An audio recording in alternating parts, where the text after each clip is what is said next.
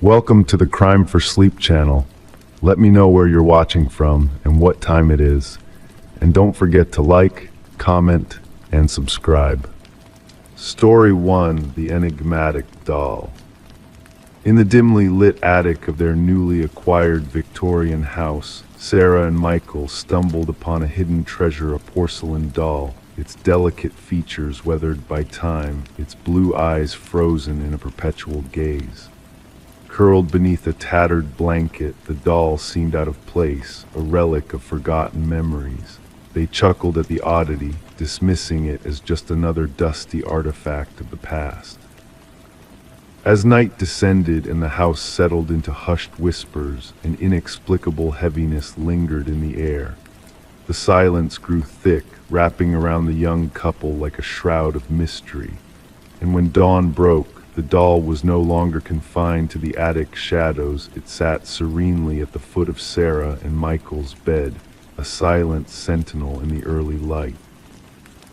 Sarah and Michael, lured by the allure of the house's intricate woodwork and enigmatic charm, had unwittingly stepped into a narrative woven with threads of the unknown. The whispers of a troubled past danced through the corridors, mingling with the echoes of forgotten secrets.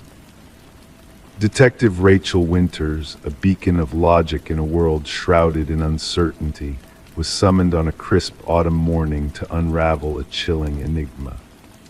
In the master bedroom, a tableau of horror awaited her, the female victim, her form contorted in an unnatural pose, her eyes wide with terror; the male victim, frozen in a futile attempt to flee from an unseen threat. The crime scene, pristine and unsettling, offered no easy answers. Detective Winters, her voice a soft murmur against the backdrop of eerie silence, noted the deliberate arrangement of the victims, akin to dolls plucked from a macabre collection.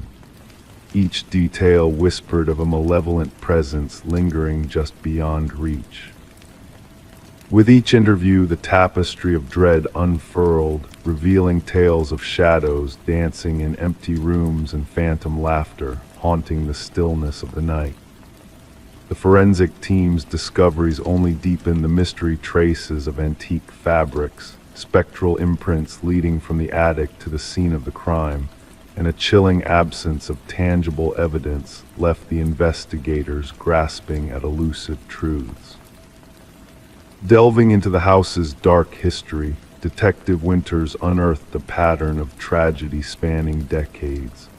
Previous owners had met untimely fates under inexplicable circumstances, their lives intertwined with whispers of unseen hands guiding their destinies. A thread of connection emerged. Each victim had dared to alter the sacred space of the attic, inviting the unknown into their lives. In a hidden alcove, forgotten memories captured in black and white whispered of a doll maker whose creations transcended the boundaries of life and death. His final creation, a doll whispered to harbor a soul bound by ancient rituals, mirrored the porcelain figure that had found its way into Sarah and Michael's possession. As the investigation spiraled into the realm of the supernatural, a distant relative of the doll maker imparted cryptic truths of forbidden arts and spirits entwined with mortal creations. The line between reality and nightmare blurred, leaving Detective Winters grasping at shadows that slipped through her fingers like smoke. The mystery, a tapestry of enigmas woven with threads of the unexplained, defied logical resolution. The doll, a specter of forgotten sorrows and whispered secrets, slipped through the grasp of law and reason, eluding capture like a wisp of fog in the night. And so the house changed hands once more, its legacy of whispered tragedies and spectral echoes a cautionary tale for those who dared to tread within its walls. The attic, a sanctuary of secrets buried beneath layers of dust, remained untouched by the new owners, a silent witness to the mysteries that lay dormant within its confines. As the years passed, the doll faded into the realm of myth and legend, a phantom haunting the collective memory of those who bore witness to its chilling presence. Detective Winters, her gaze haunted by unanswered questions, took her leave from the world of shadows and whispers, carrying with her a photograph sealed in an envelope marked "Never Open." And on quiet nights when the world slumbered and the veil between realms grew thin, whispers of a child's laughter would drift on the wind, a reminder of a tale best left undisturbed in the realm of dreams and shadows. Story 2, deep within the hidden corners of the city, there stood a quaint coffee shop that held secrets beyond the understanding of mere mortals. For years, a mysterious figure frequented this establishment, his presence as consistent as the rising sun. The man, known only as John Doe, followed a rigid routine, taking solace in the familiarity of the same table, the same order, and the same silent contemplation. The barista recognized his face, etched with the weight of unseen burdens, yet his name remained a mystery whispered only by the wind. Then one fateful day, the man failed to grace the coffee shop with his enigmatic presence. Concerned, the police delved into his absence, only to uncover a wallet abandoned at his customary seat. Within the wallet lay a driver's license bearing a photo of the man, but devoid of any identifying information, a hollow void where his identity should have resided. Detective Sarah Mercer, a seeker of truths hidden in shadows, found herself entwined in the enigma of John Doe. As she pored over the perplexing security footage, a chilling realization unfurled before her eyes. The footage depicted John's ordinary entrance, his usual order of black coffee untouched by sweetness, and his retreat to the secluded corner table adorned with a verdant plant. But then, in a moment that defied the laws of reality, he vanished into the ether, leaving behind a haunting absence. The detective, compelled by the tendrils of curiosity, delved deeper into the mystery that shrouded John Doe. The wallet, a vessel of secrets, revealed no substantive information, only cryptic symbols of an existence veiled in obscurity. The haunting emptiness of the driver's license, the inscrutable credit cards, and the enigmatic business card with a silent phone number painted a portrait of a man lost in the labyrinth of his own creation. As Mercer traversed the labyrinthine paths of investigation, she unearthed a notebook filled with inscrutable codes and sketches of ethereal structures that defied the laws of architecture. Each page whispered of a reality beyond comprehension, a realm where the tangible blended with the intangible in a dance of cosmic significance. The coffee shop, a nexus of converging realities, bore witness to John Doe's ephemeral existence. Mercer, attuned to the subtle whispers of the universe, noticed a peculiar anomaly in the security footage, a flickering timestamp that hinted at unseen forces at play. Guided by an insatiable curiosity, she confronted the antique mirror that hung between realms, its ornate symbols mirroring those etched in John's mysterious notebook. With the mirror as her guide, Mercer unearthed a hidden chamber behind its reflective surface, a sanctuary of forgotten wallets, each a vessel of lost identities suspended in time. The enigmatic journal, a testament to a lifetime of clandestine experiments, spoke of temporal transcendence and the blurred boundaries between worlds.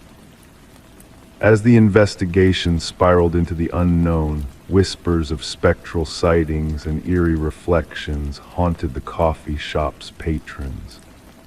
The veil between realities wavered, revealing glimpses of a man trapped between worlds, his existence a tapestry woven with threads of impossibility. A chance encounter with an elderly physicist unveiled the truth behind John Doe's enigma, a brilliant mind lost in the corridors of parallel dimensions, his essence fragmented across the fabric of reality.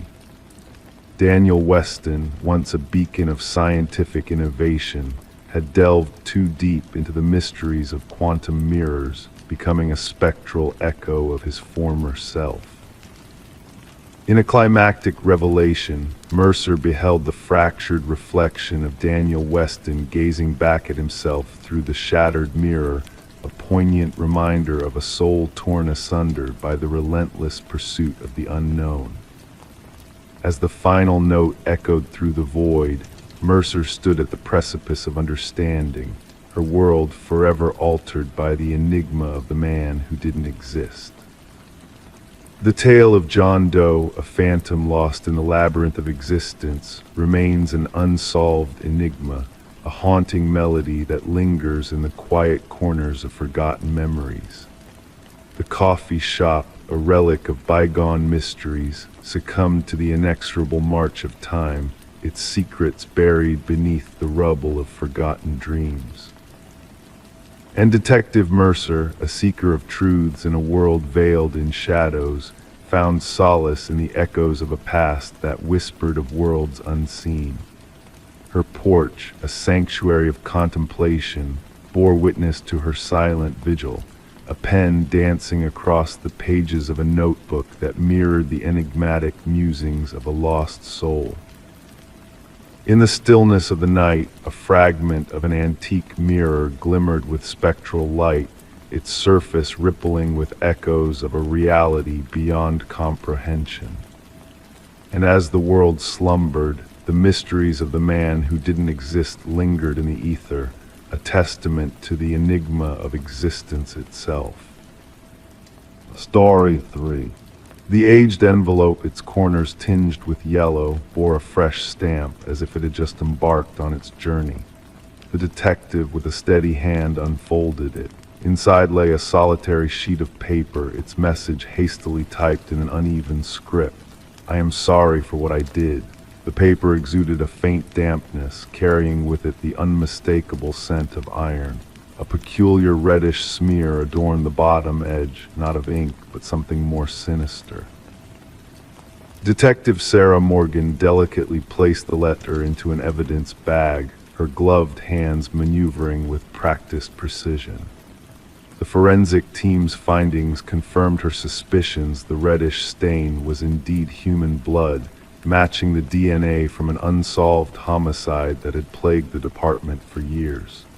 The victim, a young journalist named Rebecca Warren, had been discovered in her apartment, bearing multiple stab wounds.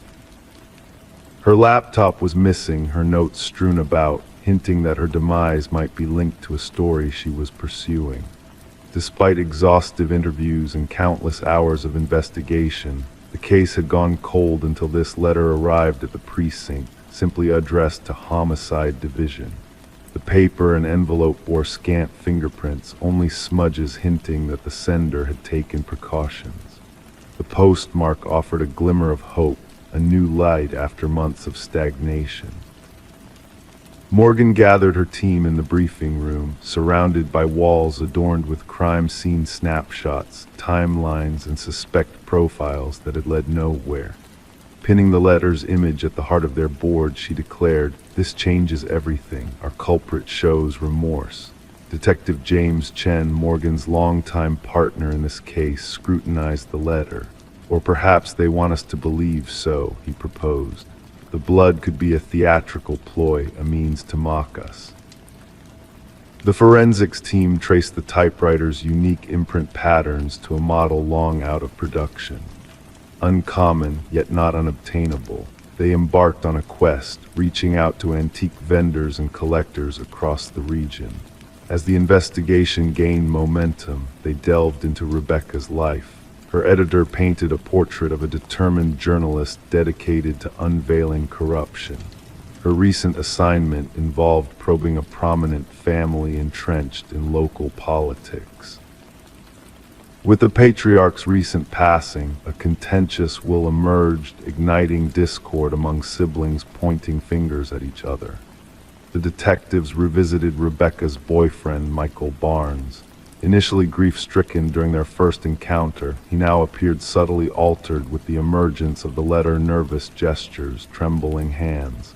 Rebecca spoke of being followed, he confessed, during the latest interrogation.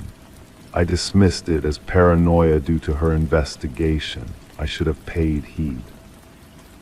While pursuing this lead, a second letter materialized, bearing the same typewritten words, the same blood-stained signature.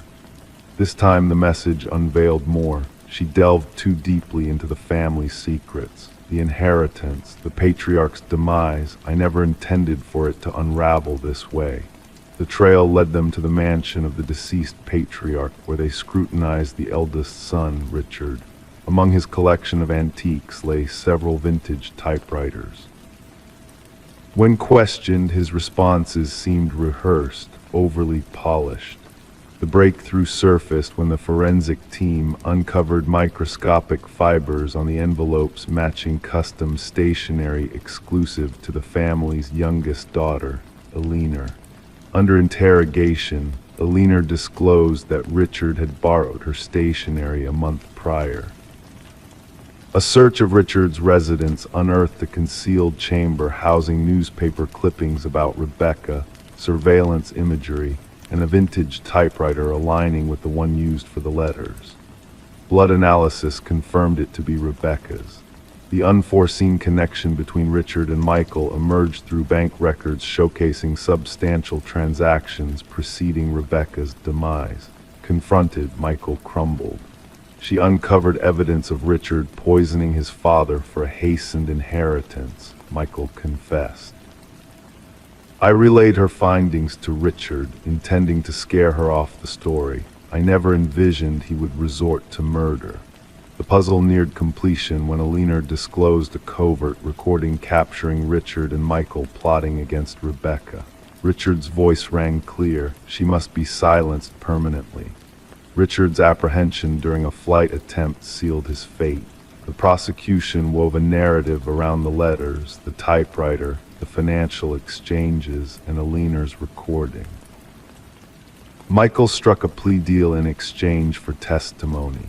Throughout the trial, Richard maintained his innocence, accusing Michael of acting solo and framing him. Yet the evidence spoke volumes. The jury swiftly returned a guilty verdict after a brief deliberation. As Richard was led away, shackled, Detective Morgan approached Rebecca's grieving parents in the courtroom. Though words couldn't resurrect their daughter, the conviction ushered a semblance of closure.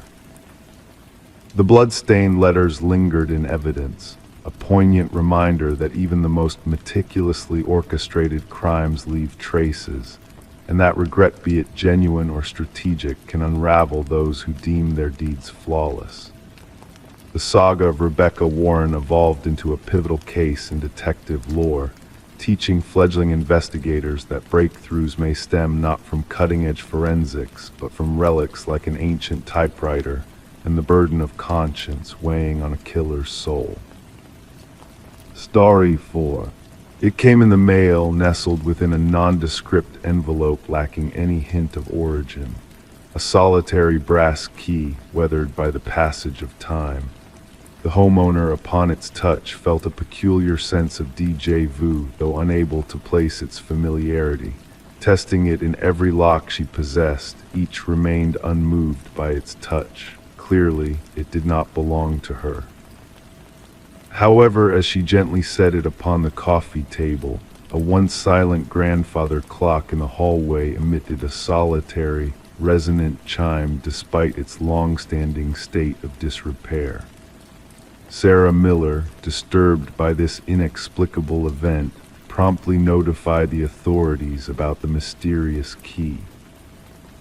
What initially appeared as a mere anomaly swiftly unraveled into a chilling saga, plunging the tranquil suburban community into the depths of a haunting criminal inquiry. The attending officer initially brushed off Sarah's unease, attributing the key's arrival to a possible error. Yet, Sarah's intuition refused to be silenced. Reluctantly, the officer accepted the key as evidence, sealing it within a small evidence bag a seemingly inconsequential act that would soon become the epicenter of a sprawling investigation. As the morning sun cast its gentle glow, Detective Robert Harmon received the case dossier. A seasoned investigator of the Special Victims Unit, Harmon possessed a keen sense for cases that transcended their innocuous beginnings.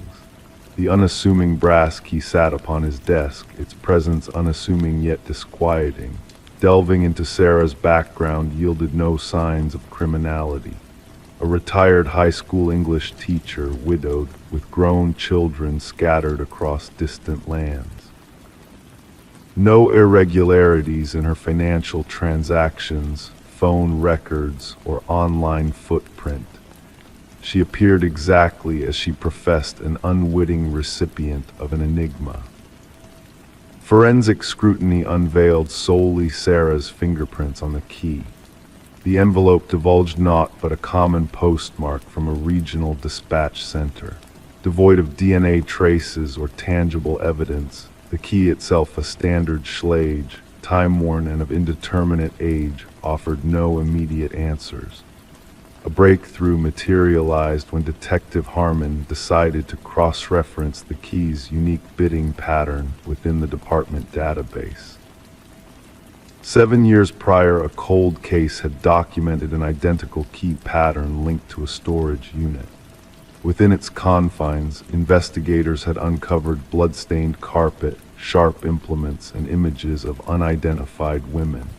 Hindered by insufficient evidence, the original investigation had stagnated. Dusting off the aged case files, Harmon unearthed a trail leading to Harold Jenkins, a former neighbor of Sarah's who had vacated the area 6 years prior. A substitute teacher with an enigmatic past, Jenkins had left a scattered trail of employment records and frequent relocations in his wake. The hunt for Jenkins intensified as investigators traced a connection to Sarah through genealogical databases. Unveiling a concealed room beneath Jenkins' deceased mother's cabin led to a grim revelation, a trove of brass keys, each bearing a name and date. 5 keys aligned with the women in the photographs, while 27 others hinted at unseen horrors. The manhunt for Jenkins spanned the nation as the community reeled from the realization of a predator among them. A harrowing pursuit culminated in Jenkins' demise, unveiling a meticulously preserved chronicle of his atrocities.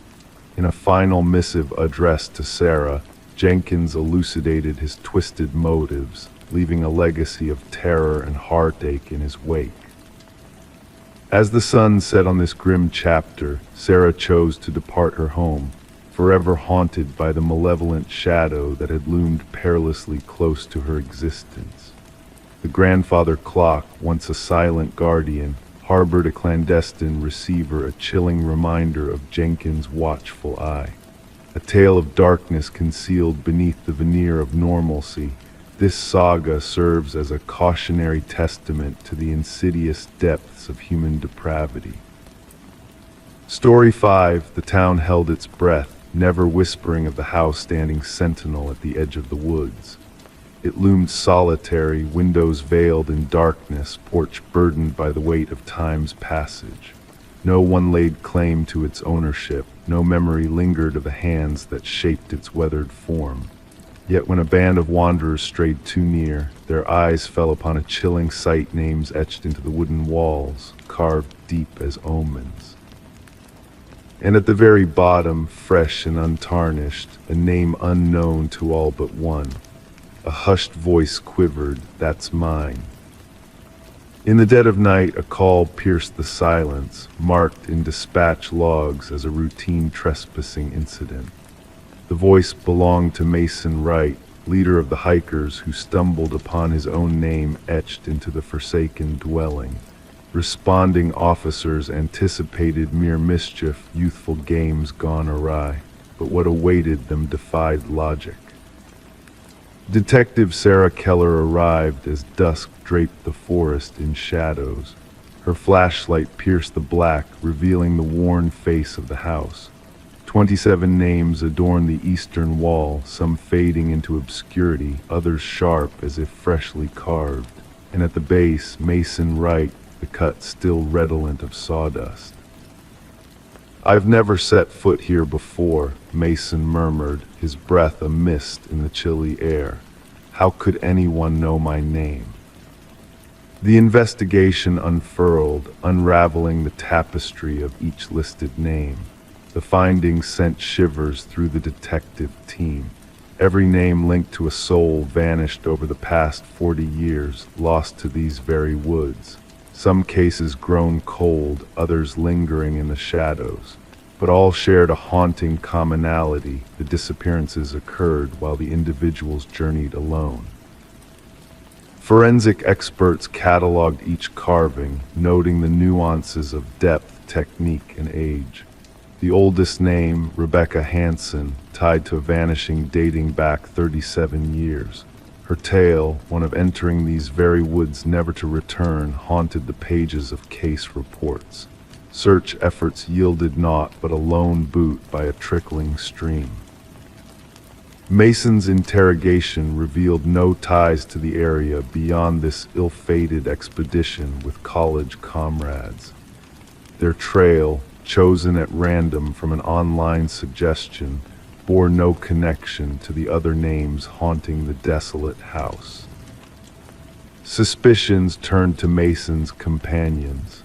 Emily Chen, the group's photographer, unveiled snapshots from their trek.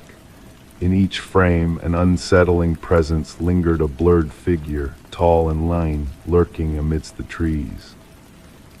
"We saw no other soul on our journey," Emily swore. "We would have remembered." Detective Keller commanded a search within the house's confines. Dust cloaked every surface, furniture in disarray, yet in the basement lay a chilling tableau.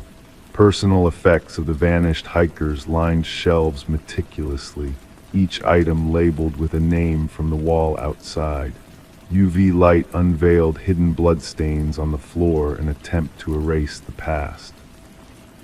Despite no bodies beneath the structure, cadaver dogs signaled to the forest's darkest depths, where the trees held their secrets close. As scrutiny heightened, Mason's demeanor warped. He reported phantom whispers, enigmatic footprints leading to his door, and spectral watchers haunting the streets. Officers stood sentinel at his side, yet paranoia gripped him tighter. A breakthrough came with buried county records. The house's previous owner, Victor Blackwood, a recluse of the woods, vanished 15 years prior without a trace. Detective Keller delved deeper, unearthing a web of hunting blinds along well-trodden paths. Inside, a journal chronicled horrors, observations of hikers, their routines, vulnerabilities. Blackwood's scrawl transformed the victims into prey, his twisted methods laid bare.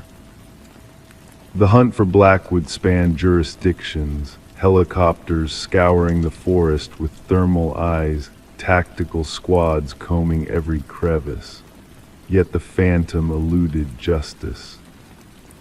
Mason's silence rang louder, his apartment deserted, a chilling inscription upon the wall: "The hunter becomes the hunted."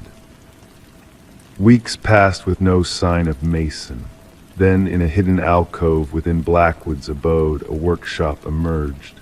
Woodworking tools gleamed in the gloom, preservatives lined the shelves, a fresh carving awaiting its place on the wall. Detective Keller's breath hitched at the name etched upon it: the lead technician, absent from duty, unreachable by phone. A surveillance net enveloped the house, cameras vigilant, motion sensors poised. The trap was set.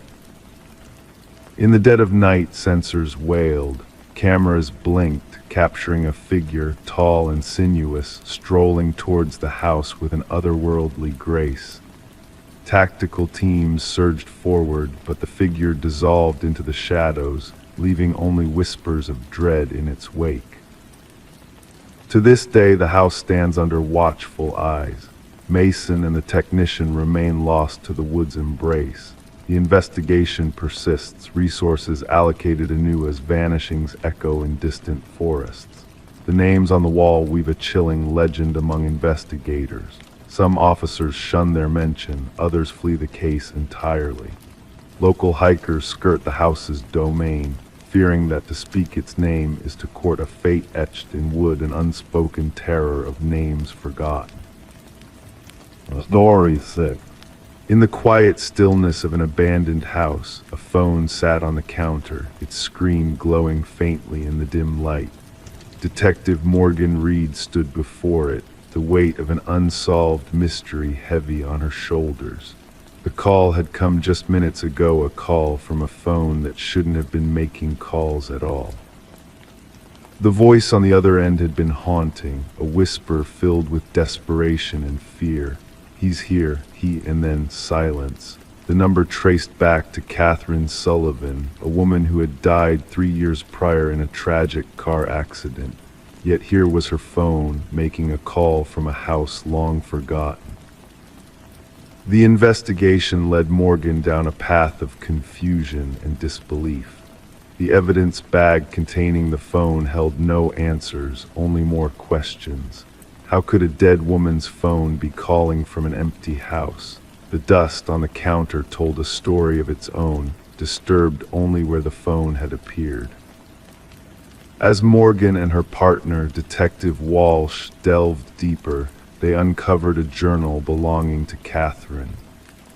Its pages revealed a chilling account of her relationship with a man named Mark, a relationship that had turned from love to control, ending in fear. Mark's alibi seemed airtight, but the truth lay buried beneath layers of deceit. A buried phone unearthed new evidence, texts that painted a grim picture of Catherine's final moments. The pieces of the puzzle started to fit together, revealing a sinister truth. Mark's manipulation knew no bounds. His twisted game of creating a ghost call from Catherine's voice was a sick attempt to rewrite history, to silence the accusations that lingered in the air. But Catherine's voice, though gone, echoed through the halls of the abandoned house, seeking justice. The trial brought closure, but not peace. Mark's conviction was a bittersweet victory, a reminder of the darkness that had touched so many lives. Catherine's story, though tragic, lived on as a testament to the resilience of the human spirit, a reminder that even in death, voices can still be heard. The phone in the evidence locker remained silent, its battery long removed, but the memory of Catherine's bravery rang loud and clear in the hearts of all who had heard her story. Story 7, she entered through the front door, dust dancing in the stagnant air. The house had sat abandoned for years, its walls shedding paint, its furniture veiled in white sheets. Every step felt like tiptoeing into a snapshot frozen in time, except for one peculiar detail. The doors, each one she opened, led her back to the same room. No matter the path she took, no matter the knob she turned, she always found herself back in the parlor. The only escape seemed to be the way she had entered. Yet, when she turned around, the front door had vanished. The discovery of Morgan Pierce's lifeless body had shifted the abandoned Victorian from a mere curiosity to a grim crime scene. Detective Sarah Lynn stood at the threshold, observing forensic experts glide through the dimly lit rooms like specters. Among the locals, the house had gained a reputation, the place where compasses spun wildly, where whispers of being watched lingered in the air. Now it harbored secrets far more ominous than mere urban myths. The initial examination suggests she's been deceased for approximately 3 days, the medical examiner murmured, his words barely audible. The cause of death appears to be asphyxiation. Morgan had been discovered seated in an antique chair in the parlor, facing the entrance as if anticipating someone's arrival. Her countenance serene, hands clasped neatly in her lap. No signs of struggle, no marks of defense. The scene exuded a chilling stillness that even seasoned investigators found unnerving. Who reported the discovery of the body?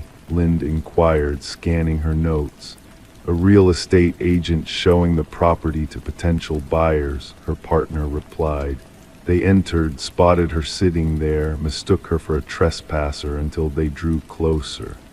The house had remained uninhabited since the passing of its previous owner, Eleanor Blackwood, nearly 5 years prior.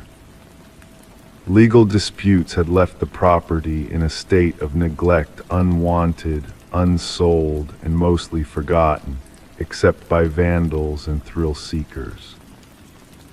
Morgan Pierce, a 26-year-old graduate student delving into architectural anomalies for her thesis.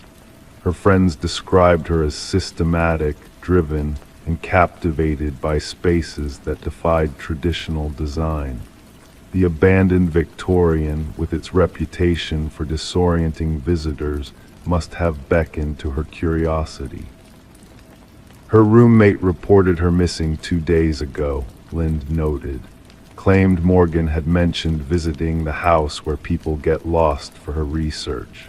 The investigation unveiled that Morgan had frequented the house multiple times in the weeks leading up to her demise. Her journal entries chronicled peculiar acoustics, unexpected cold patches, and doors that seemingly led to different rooms with each opening. In her final entry, she spoke of bringing specialized equipment to document what she referred to as spatial anomalies. However, this equipment was nowhere to be found. The autopsy yielded an unexpected revelation: traces of a rare alkaloid in Morgan's system, derived from a plant utilized in certain shamanic rituals.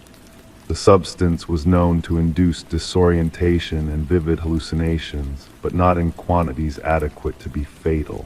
She wasn't one to use recreational drugs, her boyfriend insisted during questioning. Morgan was meticulous in her research methods. She wouldn't have jeopardized her perception intentionally. Digital forensics recovered snippets of deleted messages from Morgan's phone. Conversations with an individual who shared her fascination with the house, someone who professed to comprehend its enigmas. The exchanges grew increasingly intimate and cryptic. The house retains the memories of what occurred within its walls, read one message. It longs for someone to understand. The trail led investigators to Adam Reeves, an architectural historian who had corresponded with Morgan. His expertise in rare spatial phenomena had captured her attention, and their professional bond had evolved into something deeper. When questioned, Reeves appeared genuinely shattered by her demise. The house carries a reputation, he elaborated. The original architect integrated optical illusions and false perspectives. He crafted it to bewilder and disorient. Morgan believed there was a deeper significance to it, something beyond mere design tricks. However, Reeves had a solid alibi for the estimated time of death. Surveillance footage placed him delivering a lecture at a university symposium several hours away. A breakthrough surfaced from an unexpected source: Eleanor Blackwood's grandson, now residing abroad. Upon being contacted by investigators, he unveiled a family secret concealed for generations. My grandmother wasn't the sole Blackwood to perish in that house, he disclosed. There were others.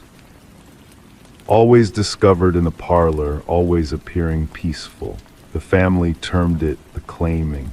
He provided investigators with journals spanning decades, detailing deaths initially attributed to heart failure or stroke. The pattern was glaring: individuals who spent extended periods in the house eventually succumbed to what the family euphemistically referred to as the influence. A secondary sweep of the property unveiled a concealed compartment behind the parlor's fireplace. Inside, investigators unearthed Morgan's missing equipment and something more. A small chamber housing artifacts from various indigenous cultures, arranged meticulously in a geometric formation. At the center rested a sculpted figurine, its features smoothed by generations of touch. Analysis identified the carving as representing a deity linked with liminal spaces, gateways between worlds. Residues on the artifacts matched the alkaloid discovered in Morgan's system. The case took a sinister turn when the examination of dust patterns within the house hinted at the presence of another individual at the time of Morgan's passing. Partial fingerprints, distinct from Morgan's or any known visitors, were extracted from doorknobs throughout the residence. 3 weeks into the inquiry, Adam Reeves was found lifeless in his apartment. Like Morgan, he was seated facing the entrance, an expression of tranquility upon his features, with the same alkaloid detected in his system. Clutched in his hand was a key that fit no lock within his residence, but slotted perfectly into the secret compartment in the Victorian. In his final email, sent to himself as if preserving a testament, Reeves inscribed, "The house doesn't ensnare you physically. It ensnares your perception." Morgan was correct, the doors lead where they always have, but something deceives you into believing you're moving in circles. Once you grasp the truth, you can depart at any moment, yet by then you no longer desire to. The case remains unresolved officially, catalogued as suspicious fatalities under examination. The Victorian has since been condemned, access barred by authorities.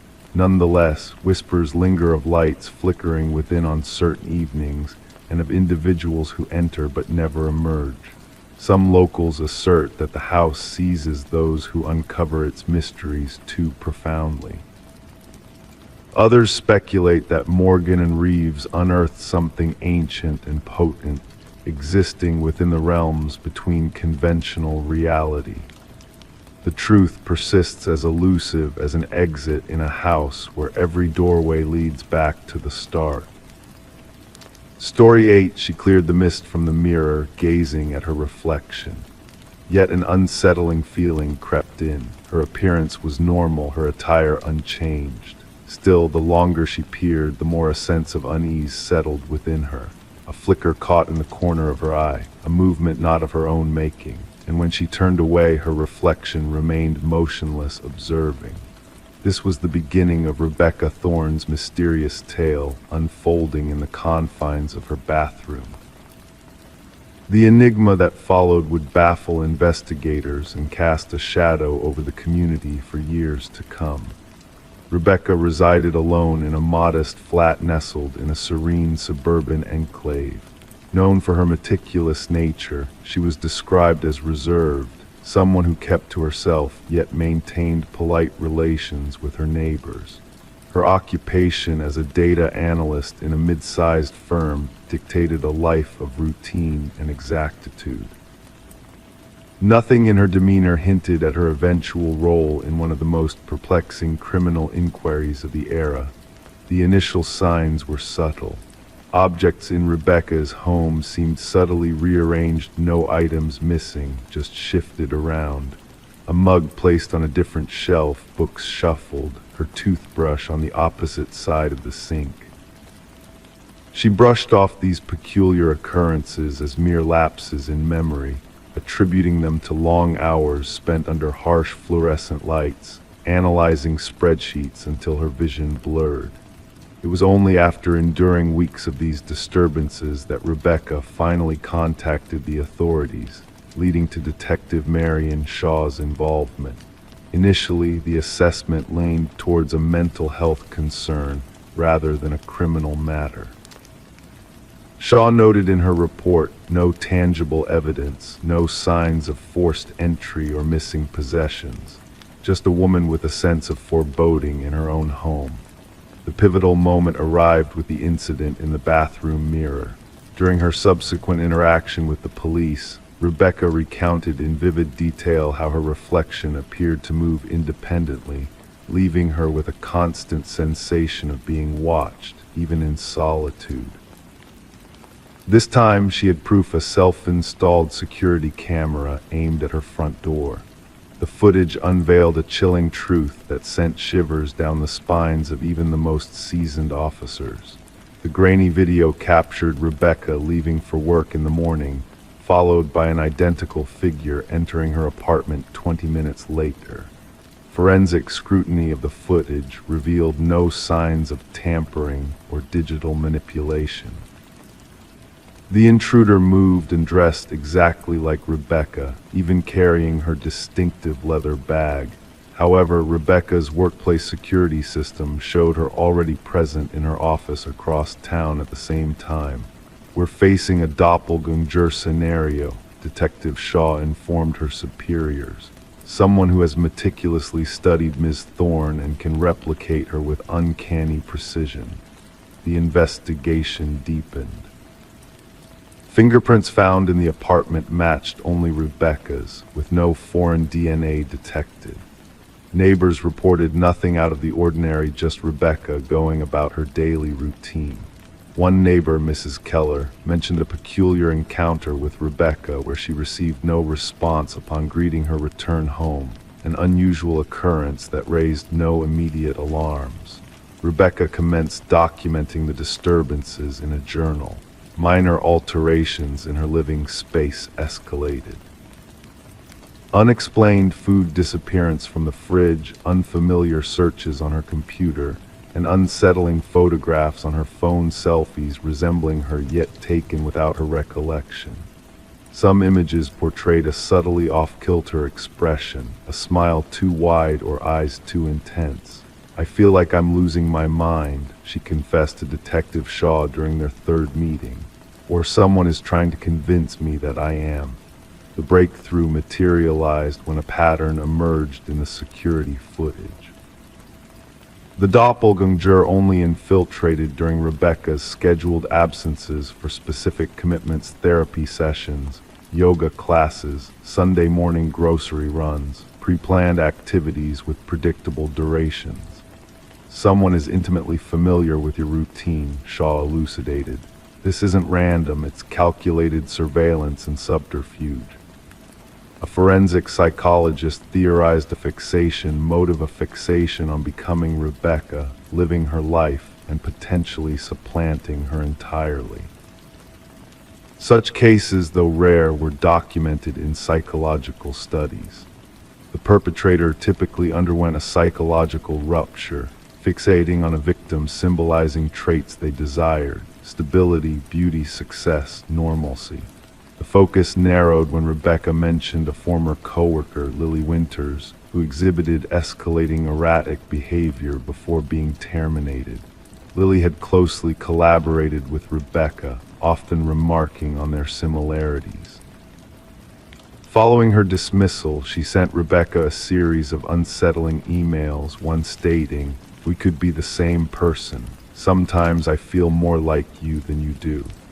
A warrant to search Lily's residence uncovered a chilling revelation. One room resembled a shrine replicating Rebecca's bedroom, adorned with countless images of Rebecca's daily activities taken without her knowledge. A closet housed duplicates of Rebecca's wardrobe, alongside makeup brands identical to her preferences and detailed notes on her mannerisms, speech patterns, and daily routines. Most disturbing were the practice videos where Lily imitated Rebecca's gait, gestures, and expressions, progressing from clumsy mimicry to near-perfect replication. "She desired to be me," whispered Rebecca when confronted with the evidence. "She wasn't mimicking me, she was erasing me." Investigators unearthed advanced tools for key replication and electronic access card duplication in Lily's possession. She meticulously tracked Rebecca's movements, maintaining a detailed calendar predicting her schedule. Lily's end goal remained elusive. Journals recovered from her abode contained cryptic entries, oscillating between first and third person, occasionally referring to Rebecca as both me and her within the same passage. The final entry sent a chill down the investigators' spines. "Soon only one of us shall remain. The stronger entity will prevail." When authorities moved to apprehend Lily, she had vanished, leaving behind signs of a hurried departure, drawers ajar, missing technology.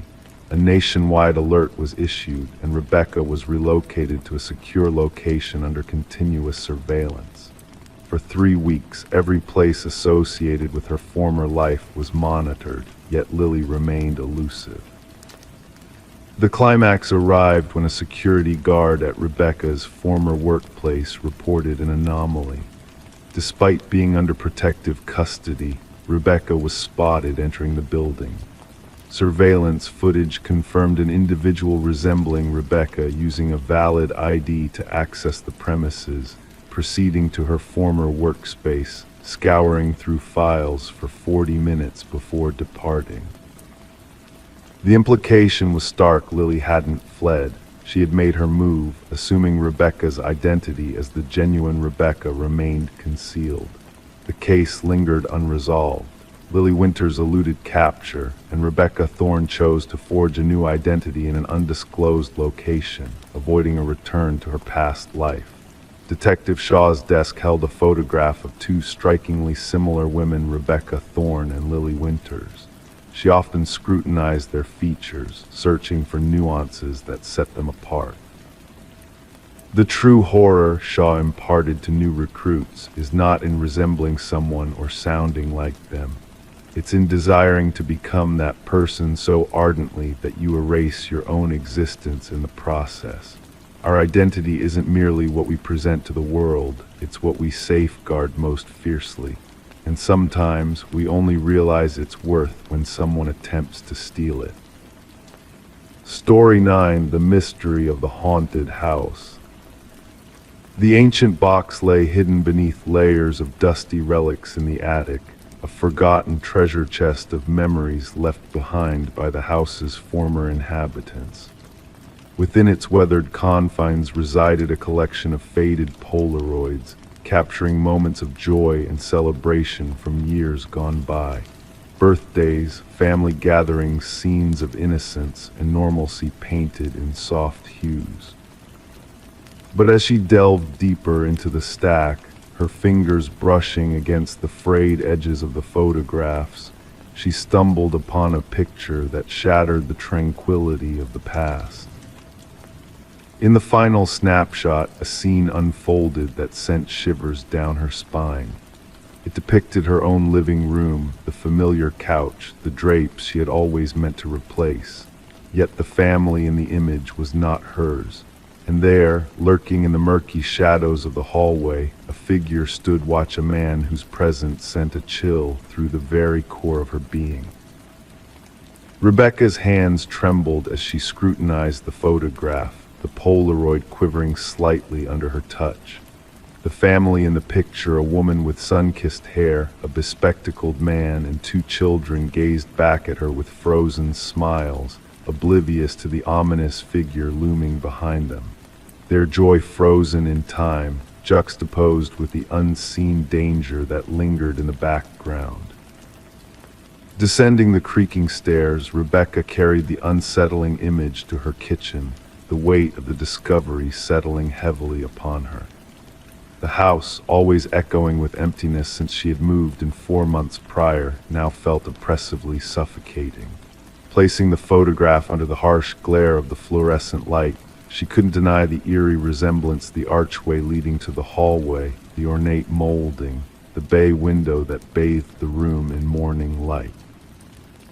This was undeniably her home, yet these strangers had intruded upon its history. A seasoned detective, clad in a worn leather jacket that whispered of past investigations, arrived to unravel the mysteries concealed within the photograph. Detective Morgan's keen eyes scanned the image with a practiced precision, his gloved finger tracing the edges of the Polaroid before flipping it over to reveal a blank back. "What do you know of the previous owners, the Nelsons?" His voice rumbled low, probing for answers. Rebecca shook her head, a sense of unease settling in her gut. "Very little. They had already relocated out of state when I bought the house."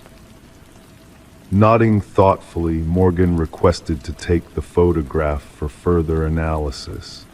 His team, he assured her, might be able to shed light on the enigmatic family captured in the image. And so the investigation unfolded quietly, each piece of the puzzle unveiling a deeper layer of the house's haunting history. The Nelsons, it was discovered, had acquired the property from a family named Crawford, who in turn had succeeded the Mornos as residents. A trail of former occupants led back through time, each family vanishing abruptly after a year of residence, leaving behind no trace of their existence. A breakthrough emerged unexpectedly from the shadows of the past. A retired mail carrier identified the family in the photograph as the Sutherlands, who had occupied the house for a fleeting year before disappearing without a trace. Mail left unclaimed, neighbors left bewildered, a pattern of mysterious departures that defied explanation. Forensic analysis dated the Polaroid to 15 years prior, revealing subtle clues that hinted at a staged scene. A timer set up to capture a moment in time, yet failing to conceal the enigmatic figure that lurked in the hallway. Tall, cloaked in darkness, his gaze fixed upon the unsuspecting family with an intensity that sent ripples of dread through the room. As the investigation delved deeper, a chilling pattern emerged. Each family that had resided in the house before Rebecca had met a similar fate: disappearance, erasure from the annals of history.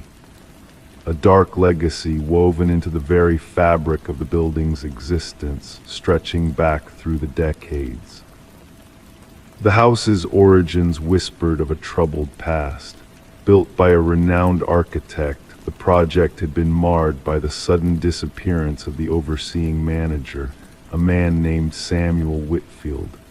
Faced with an enigma that defied reason, Detective Morgan sought to connect the dots between the present and the shadows of the past.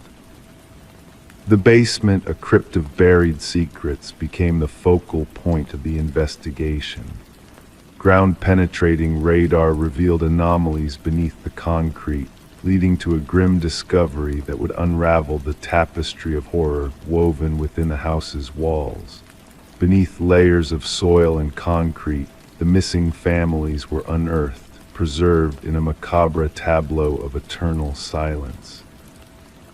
Among their possessions, a camera surfaced, the very device that had captured the haunting Polaroid discovered in the attic. A chilling revelation that hinted at a malevolent force lurking within the confines of the house, orchestrating a sinister dance of shadows and secrets. As the investigation spiraled into darkness, a hidden crawlspace in the attic unveiled a chamber of horrors: a cot, a journal filled with clandestine observations, a chilling testament to a presence that lingered beyond the veil of mortality. The final entry, chilling in its implications, hinted at a malevolent force that stalked the shadows, biding its time until the next victim crossed its path. Rebecca, ensconced in a hotel under police protection, found no solace in the fleeting respite from the house's haunting grip. A nocturnal call shattered the fragile peace of her dreams, the sound of labored breathing mingling with the mechanical click of a Polaroid camera, a spectral echo of a presence that refused to be forgotten.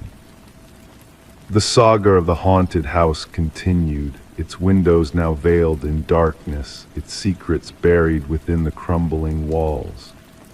The enigma of Samuel Whitfield, a specter from the past, hovered on the edge of perception, a phantom whose true nature remained elusive.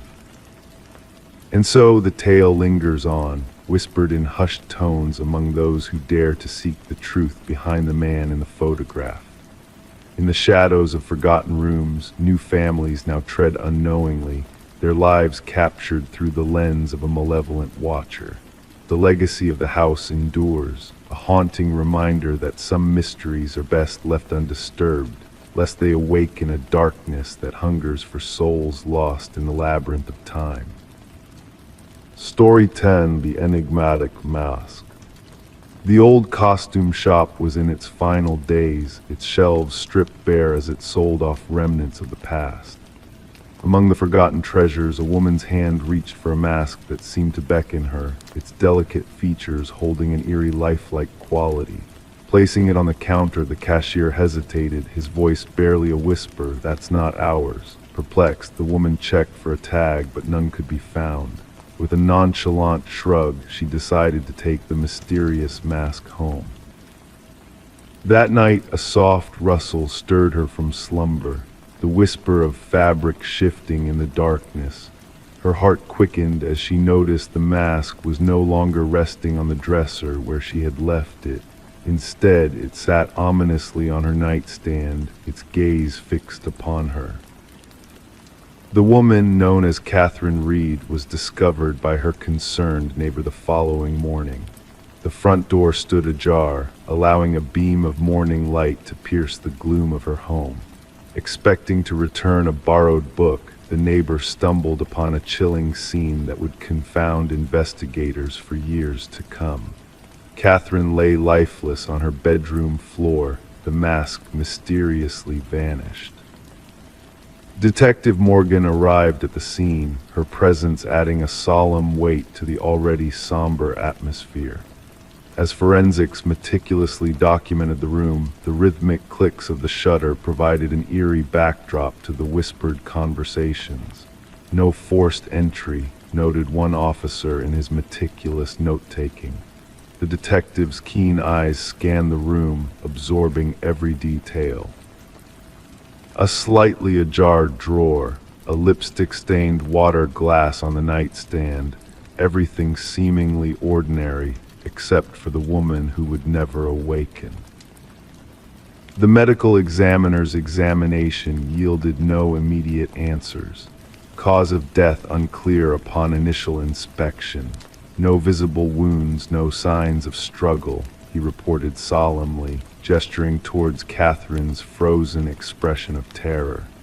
The detective bent closer, her voice barely above a whisper. Something terrified her to her very core.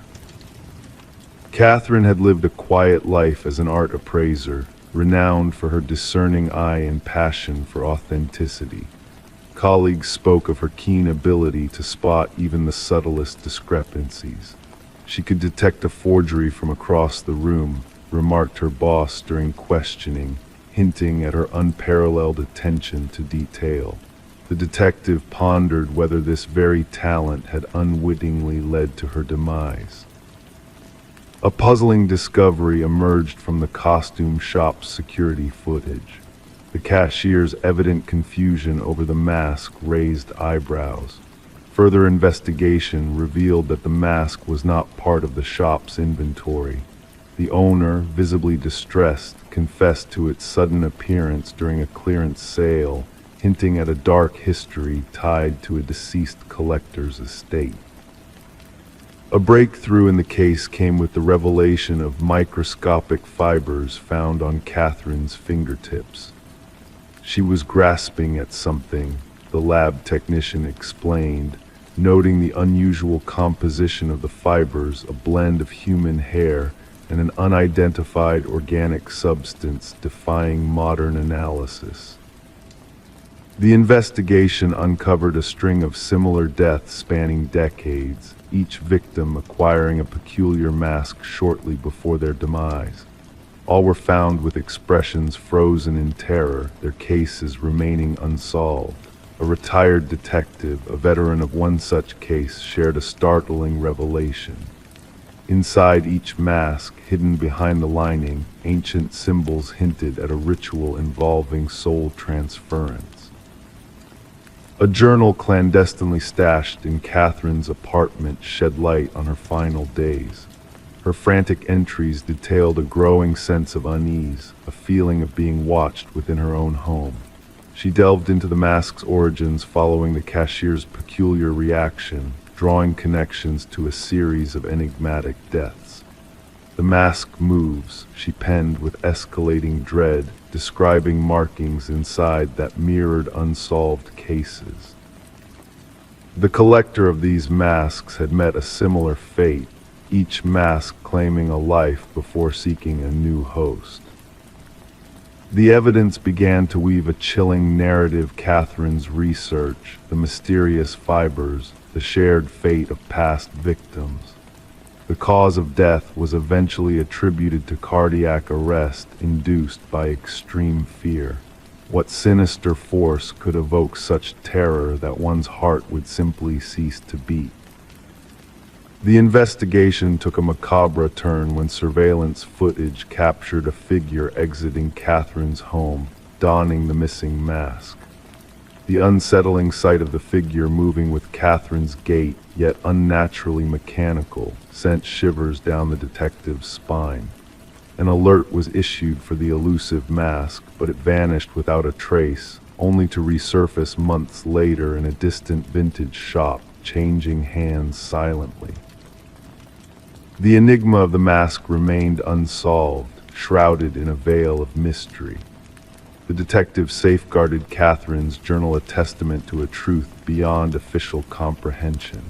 In the stillness of the night, she would awaken abruptly, sensing an unseen presence looming. Securing her windows and doors, she pushed aside thoughts of the mask, knowing it awaited its next unwitting bearer, a vessel hungering for a soul, perpetuating an ancient cycle that transcended time. The mask lingered in the shadows, biding its time until it found another to ensnare, its empty gaze fixed on the essence within, poised to consume once more.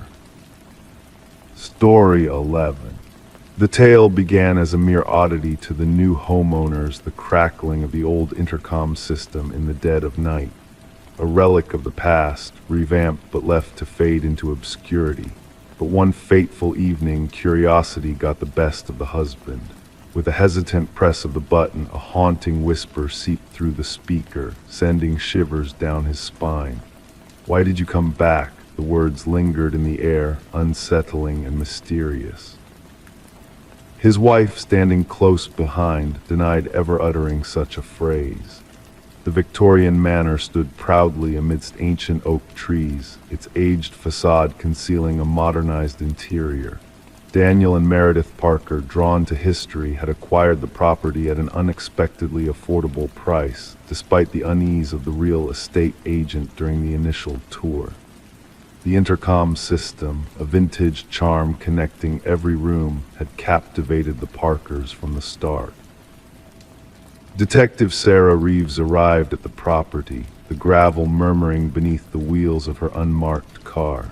The call had hinted at a possible break-in, but a subtle undercurrent in the dispatcher's voice hinted at a deeper mystery.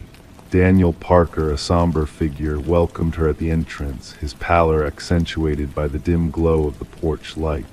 "It all began with the intercom," he murmured, leading Detective Reeves through the grand foyer. First, just static. Then whispers and eventually full sentences. My wife thought I was imagining things until she heard it too. In the living room, Meredith sat stiffly on an antique sofa, her hands tightly gripping a steaming cup left untouched. "We uncovered something hidden behind the wall," she divulged without preamble. Daniel wanted to expand the pantry, and when he tore down the drywall, her voice faltered. Concealed in deteriorating plastic behind the wall was a small leather-bound journal. Detective Reeves, gloved hands carefully flipping through the fragile pages, deciphered the elegant yet frantic script of Alina, the journal's previous owner. The entries chronicled Alina's mounting fear of her husband Vincent's sinister intentions. "The last entry dates back 30 years, Daniel explained. After that, silence. The former owners mentioned purchasing the house from an elderly man who relocated to a retirement community. Investigations unveiled the truth behind Vincent and Alina Blackwood, the former owners of the mansion. Records indicated Vincent had sold the property shortly after Alina's disappearance, with no trace of divorce or change of address. Alina's financial presence seemed to vanish after the journal's final entry. A team led by Detective Reeves meticulously combed the property, unearthing anomalies beneath the garden shed's concrete foundation.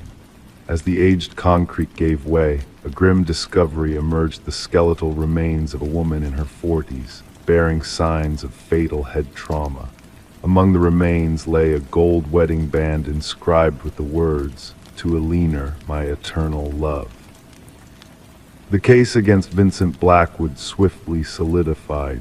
Despite his advanced age and residence in a care facility, Vincent's confession sent chills down the detective's spine. "She wouldn't stop talking," Vincent confessed, his voice chillingly composed. "Constant chatter through that cursed intercom, always watching, questioning. I disconnected it, but she reconnected it herself, wanting to reach me at all times." Vacant eyes met Detective Reeves. "I just craved silence." Vincent's admission unveiled a web of deceit, fabricating Alina's departure by sending forged postcards to neighbors from fabricated locations.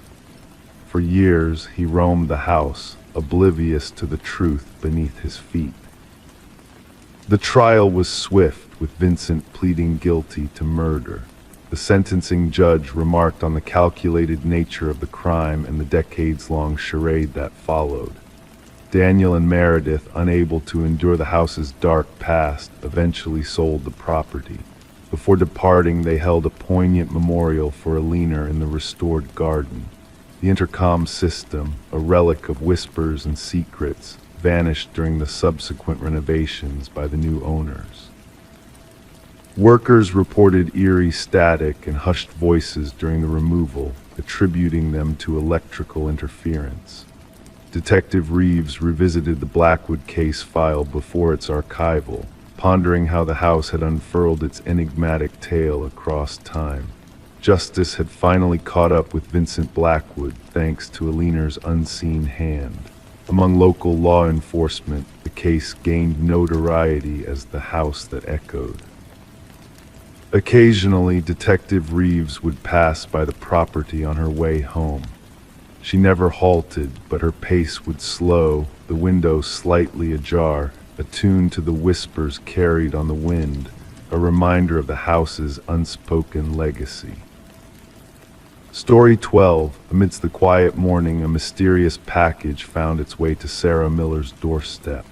No return address, no tracking number, just a plain cardboard box touched by the gentle morning dew. It wasn't meant for her, the name on it unfamiliar. Her instincts whispered for her to ignore it, to leave it be. But curiosity, that insatiable urge, beckoned her to unravel the mystery within. With cautious hands, she peeled away the tape, expecting mundane contents. Yet what lay inside was far from ordinary, a solitary VHS tape accompanied by a cryptic note that simply said, "Watch alone." Sarah held the black plastic cassette, feeling an unexplainable weight in her palms, as if it carried secrets too heavy to bear. Her fingers traced the worn edges, each imperfection a story untold. The handwritten note bore the marks of urgency, as though the sender's message was a desperate plea lost in the mundane backdrop of a suburban neighborhood. Against the backdrop of everyday life, the distant bark of a dog, the laughter of children, the rhythmic hum of a lawnmower, Sarah brought the enigmatic package inside, uncertainty clouding her thoughts. The name Daniel Whitaker held no significance to her in her years of residence. The tape seemed to call out to her, a mystery cloaked in darkness. Ignoring the warnings of her rational mind, Sarah inserted the tape into her old VCR. Static danced on the screen before gradually giving way to a dimly lit room. A man, revealed to be Daniel Whitaker, sat in the shadows, his voice steady but laden with a weight too heavy to bear alone. His tale unfolded a story of innocence tainted by false evidence, of a life upturned by a crime he did not commit. Detective Eliza Ramirez found herself entangled in a web of deceit as more tapes surfaced, each painting a picture of a man wronged by a system designed to bury the truth. The once straightforward case of Catherine Walsh's murder now unraveled before her, revealing dark secrets and hidden agendas. As Sarah received a second package, filled with damning evidence against a powerful pharmaceutical company, the pieces of the puzzle began to fall into place. Daniel Whitaker's breadcrumb trail led to a conspiracy that reached the highest echelons of power, a tale of corruption and manipulation that threatened to shatter the facade of justice. With Sarah's keen eye and Detective Ramirez's relentless pursuit of truth, the elaborate scheme was unraveled.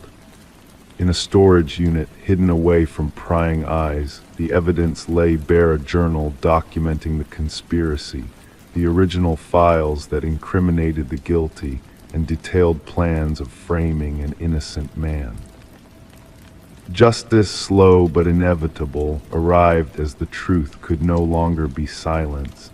Executives fell, the head of security confessed, and a dangerous drug was pulled from consideration. Daniel Whitaker emerged from the shadows, a survivor of a system that nearly consumed him. In a quiet moment of reflection, Sarah and Daniel stood on her porch where it all began. The wrong address had led to the right hands to a truth that demanded to be uncovered. The tapes, once symbols of deception, now stood as reminders that justice, though elusive, could find its way to those who dared to seek it. Story 13. In the dimly lit apartment, the ancient heating system let out a groan. The pipes rattled softly. It was all part of the building's aging bones, or so she thought. That is until a faint, eerie voice drifted through the vents, cutting through the stillness of the night. It wasn't the normal background noise of neighbors or the building settling. No, this voice was different. It whispered her name, a chilling call that sent shivers down her spine. Pressing her ear against the cold metal grate, she listened intently, heart racing in her chest. A cool breath brushed past her cheek, followed by a soft, almost playful voice. "I know you can hear me." Detective Morgan Shaw stood in the empty apartment, a sense of unease settling upon her as she focused on the rusted vent cover that had been forcibly removed from the wall. The forensics team moved around her with precision, capturing every detail with their cameras. The missing woman, Alina Reeves, had been gone for a week before anyone noticed her absence. What they uncovered within the ventilation system was beyond comprehension. Reports of voices through the vents, Officer Patel read from his notes. Building management dismissed them as noises from the old heating system. Shaw knelt by the vent, tracing the deep scratch marks with a furrowed brow. These marks weren't made by tools, they were frantic, as if someone had desperately tried to escape from within. Alina was a beloved kindergarten teacher, known for her warm smile and thriving houseplants. Her disappearance had left a void in the lives of those who knew her. Her sister recounted how Alina had grown paranoid in the days leading up to her vanishing, convinced that someone was watching her, speaking to her through the very vents that now seemed to echo with whispers. As Shaw delved deeper into the case, she discovered unsettling details. Fibers from Alina's clothing were found in the vent, along with an unidentified fingerprint inside the cover. But what sent a chill down Shaw's spine were the recordings from Alina's phone. Alone in her car, rain pattering on the roof, Shaw listened to the haunting whispers that filled the silence. The history of the building revealed a disturbing pattern. Previous tenants had left abruptly, citing strange noises and hallucinations. The building superintendent, Harold Weber, appeared cooperative but evasive when questioned about the past occupants of apartment 4B. A hidden access panel in Alina's bathroom unveiled a secret passage that connected to the building's ventilation system, a passage where someone had been lurking, watching, and whispering.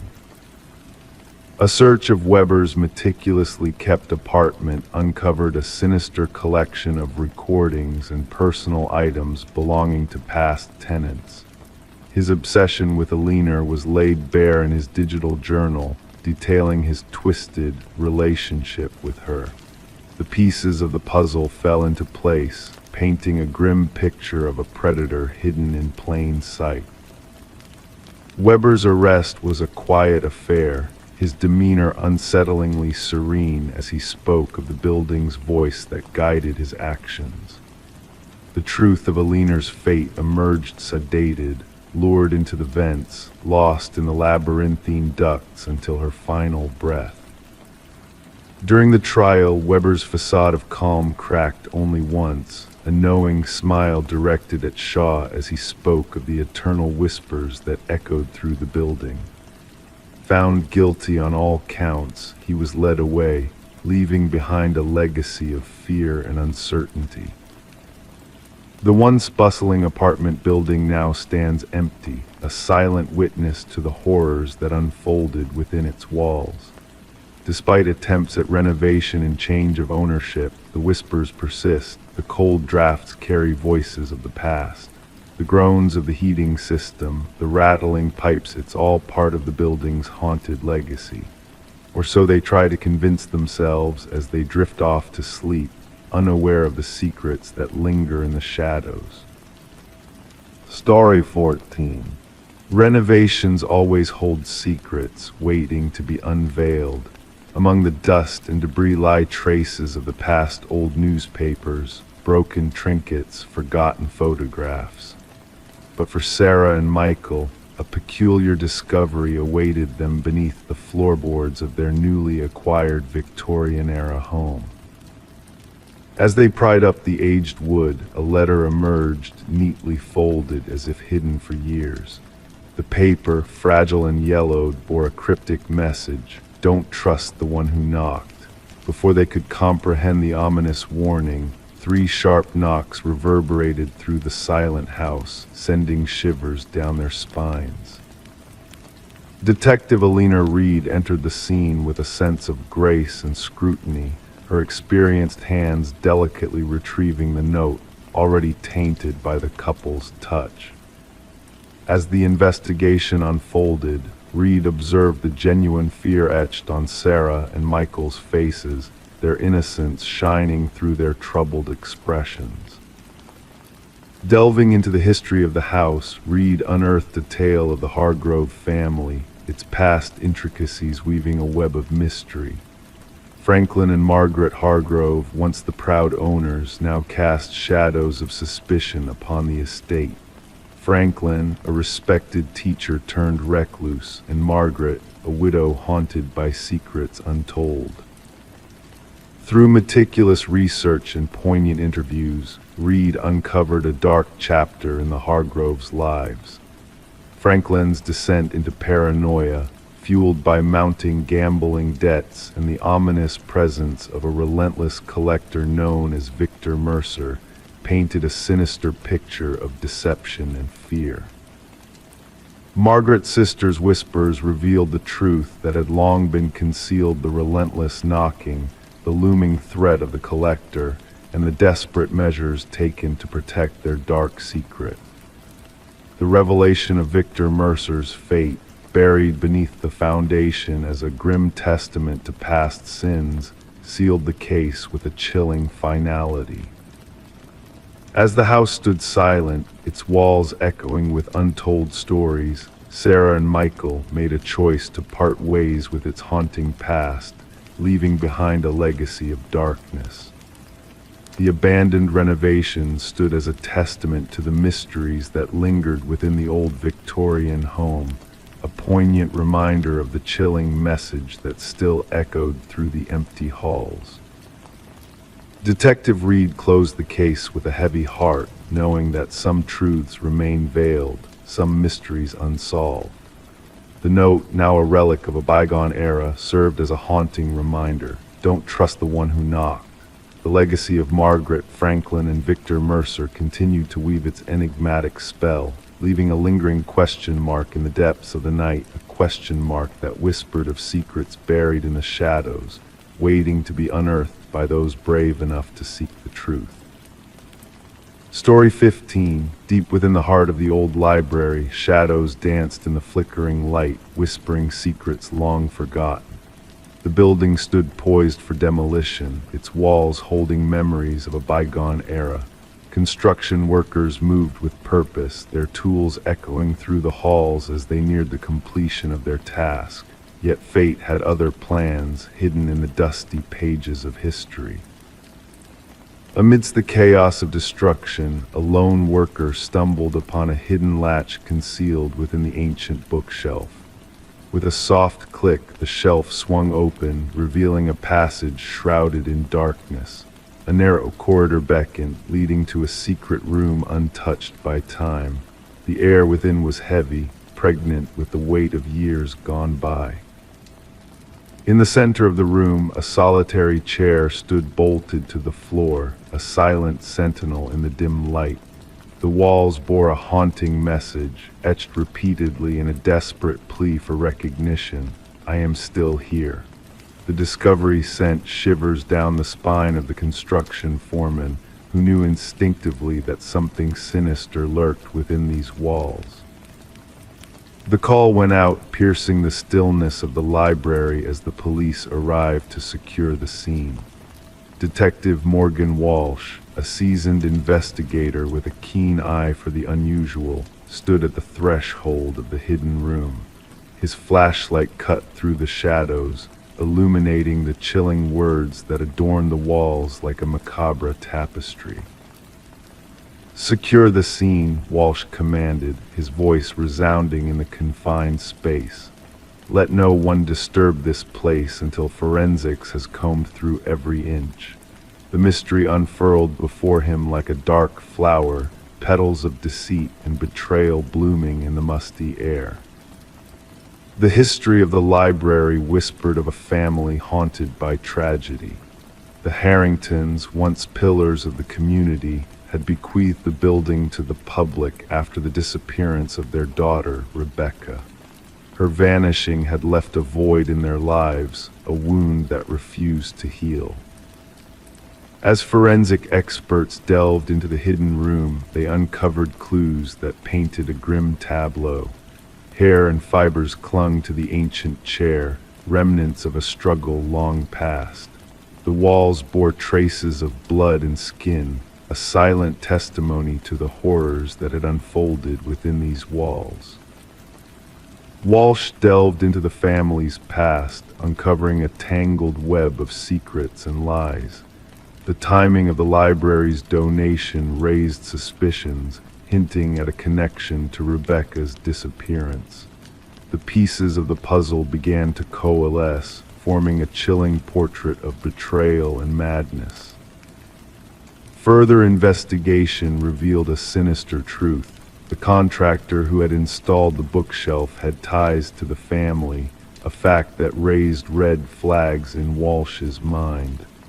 The threads of deception wove a tapestry of darkness, drawing him inexorably towards the heart of the mystery. When DNA evidence linked the hidden room to Rebecca, the final pieces fell into place. She had not run away as the world had believed. She had been imprisoned, a captive of her own flesh and blood. The truth, long buried beneath layers of deceit, had finally come to light. Maxwell Harrington, the family patriarch, stood at the center of the storm, his carefully constructed facade crumbling under the weight of guilt and shame. The journal found in his study revealed a mind consumed by obsession, a heart twisted by greed. In a chilling confession, Maxwell revealed the depths of his depravity. Rebecca's fate had been sealed the moment she uncovered his crimes. In a moment of madness, he had silenced her forever, entombing her in a prison of his making. As the truth emerged, the Harrington family faced the harsh light of justice. Rebecca's remains were laid to rest, a final act of closure for a life stolen too soon. The library, once slated for destruction, became a monument to her memory, a silent witness to the horrors that had transpired within its walls.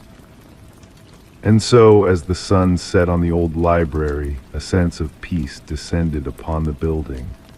The shadows whispered their secrets to the night, carrying with them the echoes of a tragedy long past. And in the stillness of the room, a voice whispered softly, a ghostly echo of a life cut short, "I am still here." Story 16. In the soft glow of the nursery, a young woman set out to repaint the room before her baby's arrival. The walls, once adorned in a faded blue, now awaited a fresh coat of white paint.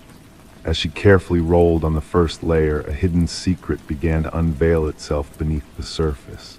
At first, barely discernible, then gradually clearer, letters emerged, forming a cryptic message that sent shivers down her spine. "Don't let it hear you."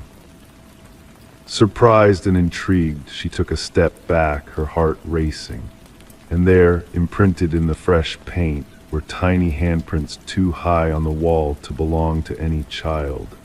The discovery within the nursery of the Morgan residence marked the beginning of what would later be known as the Whispering House case.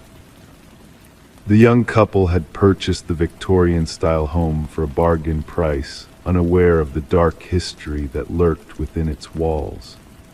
Detective Sarah Klein arrived at the house, her footsteps echoing on the creaking floorboards. A pregnant woman, her eyes rimmed with exhaustion, greeted her at the door, hands trembling as she recounted the eerie findings in the nursery. The previous owners had fled in the dead of night, leaving behind only essentials in their hasty departure. The detective delved into the house's unsettling past, uncovering a pattern of short-lived occupants and disturbing reports of children hearing whispers and feeling watched. Further investigation revealed that the house had once belonged to Eleanor Blackwood, a widow who ran an orphanage on the premises. 5 children in her care had mysteriously vanished, their fate unknown until now. Beneath the nursery floor, hidden for decades, lay the remains of the lost orphans, bearing pendants engraved with their names. As the truth unraveled, the nursery walls glowed under the detective's scrutiny, revealing countless handprints left by the trapped souls. Eleanor's twisted beliefs and dark deeds came to light, painting a chilling picture of greed and cruelty. The house, tainted by its past, stood silent and empty, a relic of unspeakable horrors. Despite the closure brought by the victim's proper burial, an eerie presence lingered, reaching out through time and space, beyond the layers of paint and plaster. The nursery walls, witness to unspeakable tragedy, were eventually demolished, but the whispers of lost children persisted, haunting those who dared to enter. The house, condemned and forsaken, held onto its secrets, a cold case locked away in the annals of history. Detective Klein, haunted by the case, kept a memento, a photograph capturing the luminous handprints that bore witness to a heinous crime, a reminder that some evils leave indelible marks that no amount of paint can erase. Story 17. The age department held secrets within its walls, pipes that groaned, floorboards that whispered in the darkness of the night. But to the new tenant, the sounds that echoed through the rooms were not mere echoes of the building settling. The footsteps, slow and deliberate, seemed to dance above her on the top floor, a phantom waltz in the shadows. One fateful night, she summoned the courage to tap the ceiling with a broomstick, seeking to silence the mysterious footfalls. The world hushed. A pregnant pause lingered in the air before a single knock reverberated from within the ceiling itself. Sarah Coleman, the tenant, kept the unnerving incident to herself, attributing it to the quirks of the old building or perhaps a stray creature exploring the attic space. Night after night, the rhythmic steps persisted, tracing invisible paths across her ceiling. She adapted, drowning out the unsettling sounds with blaring television volumes and headphones, seeking solace in the distractions of the modern world. Detective Morris, a seasoned investigator, stumbled upon the enigmatic apartment when a diligent maintenance worker accidentally uncovered a hidden crawl space while attending to routine repairs. Behind a section of drywall in the hallway near Sarah's unit, a narrow passage materialized, a clandestine world unbeknownst to the building's occupants. As the worker's flashlight pierced the darkness of the concealed space, it revealed a startling tableau, remnants of a secret life lived in the shadows. Food wrappers, empty water bottles, a soiled blanket, and a weathered notebook lay testament to a presence that dwelled unseen among the walls.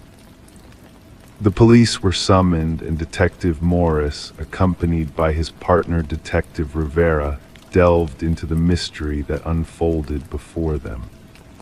The maintenance worker, pale and trembling, reiterated his discovery. Someone had been living within the walls, observing, waiting. The notebook, a chronicle of meticulous observations, detailed Sarah Coleman's every move, her comings and goings, her habits, her very essence captured within its pages. The once methodical handwriting devolved into madness, strange symbols adorning the margins, hinting at a mind unhinged. Forensic teams scoured the hidden passages, uncovering a labyrinth of interconnected tunnels spanning the building's structure, a clandestine network that dated back through the annals of time. The invisible pathways led to 5 different apartments, but their ultimate destination was singular: Sarah Coleman's domain, a focal point of unseen eyes. Interviews with current residents yielded little beyond the ordinary hum of apartment life, a facade that masked the secrets buried within the building's walls.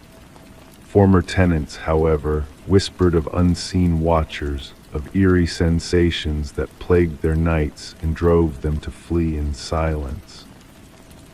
A breakthrough emerged when forensic analysis unveiled microscopic traces of blood, linking the enigma to a missing soul, Martin Weaver, a former resident who had vanished without a trace. His connection to Sarah's abode unraveled a sinister thread that bound them in a web of shadows. Revisiting Martin's disappearance, Detective Morris unearthed a chilling narrative. A recluse named Edward, whose solitary existence had gone unnoticed, had crossed paths with Martin before his vanishing act, sparking a chain of events that led to the abyss. Edward's dark history unfurled as investigators pieced together his nomadic existence, a trail of transient abodes and enigmatic departures that bespoke a sinister purpose. His fixation on silence, his hidden agendas, all pointed to a malevolent force lurking in the shadows. A remote cabin nestled in the wilderness bore witness to Edward's twisted machinations. Walls adorned with photographs, maps, and journals chronicled his obsession with the unsuspecting denizens of the apartment buildings he had haunted. Missing persons reports, a macabre tally of lives extinguished, cast a pall over the investigators' hearts. The earth itself bore witness to the atrocities committed, as cadaver dogs led the authorities to freshly disturbed graves, each a testament to Edward's malevolence. The truth, a chilling revelation that echoed through the corridors of justice, painted a portrait of a predator concealed within the walls of society.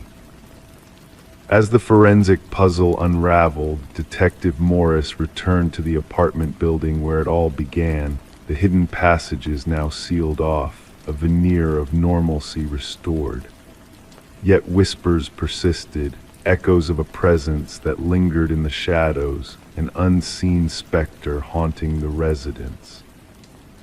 A glimmer of hope shattered as a new discovery emerged, a notebook pristine and foreboding, tucked away in the hallway, a harbinger of the darkness that still lurked. A cryptic message etched in its pages foretold of a new sanctuary, a refuge beyond the reach of justice.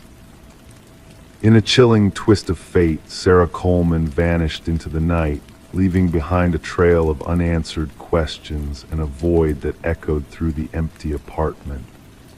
The manhunt for Edward, now revealed as Edward Mercer, a master of deception and manipulation, intensified, his shadow looming large over the city. Thermal scans revealed no signs of life within the walls, leaving a haunting question in their wake: who else remained hidden, waiting to strike from the shadows?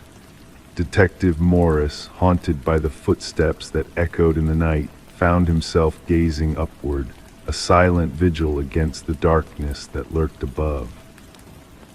The tale of Sarah Coleman, lost to the unseen forces that dwelt within the walls, resonated across state lines, a cautionary tale of the dangers that lurked in the most mundane of places. The ghosts of Edward's victims, forever etched in the annals of tragedy, served as a grim reminder of the shadows that danced just beyond the light's reach. And as night descended, casting its shroud over the city, Detective Morris stood vigil, a solitary figure in the darkness, listening for the echoes of footsteps that haunted his dreams, a sentinel against the unseen terrors that prowled in the night. Story 18. The gentle current whispered its lullaby that morning, the water mirroring the sky in a perfect stillness. The fisherman's boat glided effortlessly, the only disruption a mysterious suitcase bobbing near the shore. Initially dismissing it as discarded clothes, curiosity tugged at him, urging a closer look. As he approached, a wave of putrid stench enveloped him, clinging to the air like a sinister secret unveiled. Chains embraced the case, rust gnawing at its edges, a testament to time's relentless march. When the authorities pried it open, the horror within eclipsed all expectations. No garments awaited them, only a haunting sight, hair cascading like dark rivers, fingers frozen in a desperate grip, and at the depths, a chilling note: this isn't the first. Detective Sarah Mercer arrived, a figure of quiet determination amidst the grim tableau. The victim, a woman in her prime, now a ghostly apparition with skin kissed by the water's caress. The medical examiner meticulously catalogued every detail, reverence in each movement before the body's final journey. Mercer's gaze lingered not on the brutality, but on the unusual care bestowed upon the victim: manicured nails, freshly styled hair, draped in opulent attire. She was not discarded here, Mercer mused, eyes tracing the undulating dance of the water against the shore. She was arranged, adorned. The victim, identified as Catherine Walsh, a real estate maven renowned for her prowess in selling luxury abodes. Divorced, childless, a solitary figure in an exclusive neighborhood. Colleagues painted a portrait of ambition, meticulousness, and secrecy. Her disappearance flagged by an assistant, a crucial showing left unattended, a commission dangling in uncertainty. She'd never miss that chance, the assistant asserted, conviction etched in her voice. That sale was her crowning glory. Investigative tendrils snaked through Walsh's pristine abode, a realm of immaculate order. Designer pieces poised with precision, a dustless oasis in every corner. The fridge housed regimented meals, a wardrobe a symphony of colors, shoes cradled in protective sheaths. An anomaly beckoned in her office, a drawer slightly ajar, revealing a leather-bound journal. The final entry a cryptic whisper: he's watching again. Same car, different plates. Digital breadcrumbs illuminated Walsh's cyber world, a deluge of messages from enigmatic senders, all echoing the same refrain: I see your perfection. A macabre dance of synchronized timing, a symphony of surveillance and sinister admiration. Her browsing history a tapestry of vigilance, a plea for protection against unseen eyes. Mercer deciphered the mosaic, piecing together a portrait of obsession, of calculated precision. A break in the clouds emerged from an unexpected source, a pawnshop proprietor, a glint of recognition in his eyes. Walsh's emerald necklace, a missing piece to the macabre puzzle. A familiar face emerged from the shadows, Michael Linden, a ghost in the mundane, a custodian of secrets. Surveillance unveiled his clandestine visits, a dance of shadows in Walsh's realm of opulence and deceit. Linden's lair, a chamber of horrors, walls adorned with captured souls, each a mirror of the other. Walsh's essence intermingled with others, a sinister collection frozen in time. The shrine, a haunting testimony to his meticulous madness, a labyrinth of stolen moments and twisted devotion. Linden's silence in the interrogation room, a chilling prelude to the revelation of his dark symphony. They were flawed, he murmured, a monotone confession. Their perfection a lie, a deceit I could not abide. The hunt for the missing pieces of Linden's puzzle led investigators to desolate landscapes, to suitcases holding echoes of shattered lives.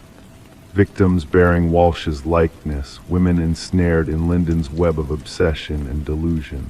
His trial a somber affair, a theater of horror and justice intertwined. Families stood as silent sentinels, their gaze a tapestry of grief and unanswered questions. For Mercer, closure came with Linden's sentencing, a life entombed in concrete and steel, a fate sealed in ink and silence. Yet shadows lingered, questions whispered in the corridors of her mind. What drove Linden to seek perfection in the flawed, to sculpt his victims in his twisted image of beauty? The river flowed ceaselessly, a silent witness to tales untold, carrying secrets to the unknown depths. In the precinct's hushed confines, Mercer's desk bore the weight of chilling reminders, the notebooks of the lost souls, a testament to the darkness lurking beneath the veneer of normalcy. In the quiet recesses of ordinary lives, shadows danced in silence, predators masked in the guises of the familiar, waiting for the moment of revelation, the flaw that would unravel the illusion of perfection. Story 19. The arrival of Michael and Sarah Klein to the Victorian-era home brought a quiet anticipation, a sense of stepping into a bygone era where shadows whispered of secrets long forgotten. The house, with its ornate woodwork and high ceilings, stood as a silent witness to the passage of time, its walls holding stories untold. It began with a simple water stain in the master bedroom, a subtle blemish on the delicate floral wallpaper that caught Sarah's eye. As they peeled back the layers, a hidden narrative unraveled before them, each strip revealing a piece of a puzzle long buried in the past. Beneath the surface, written in ink that seemed to pulse with a life of its own, was a name, Alina Winters. The name repeated over and over in a frantic, uneven script that spoke of desperation and longing. Sarah's fingers traced the letters, feeling the weight of a story untold pressing against her skin. Their search for Alina Winters led them down a winding path of mystery and intrigue.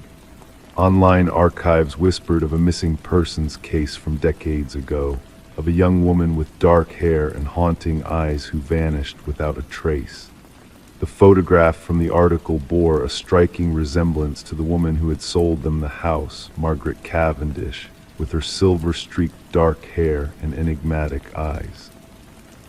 The discovery unsettled them, stirring a curiosity that soon turned into an all-consuming obsession. Nights were spent poring over property records, reaching out to previous homeowners, and unraveling the tangled threads of a past long forgotten.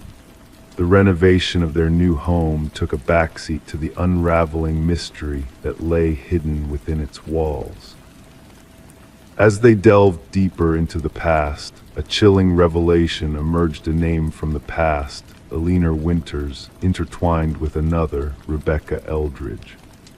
Handwriting experts compared the wall writings to samples from old journals, leading to an unsettling connection between Eleanor and Rebecca, a connection that transcended time and sanity.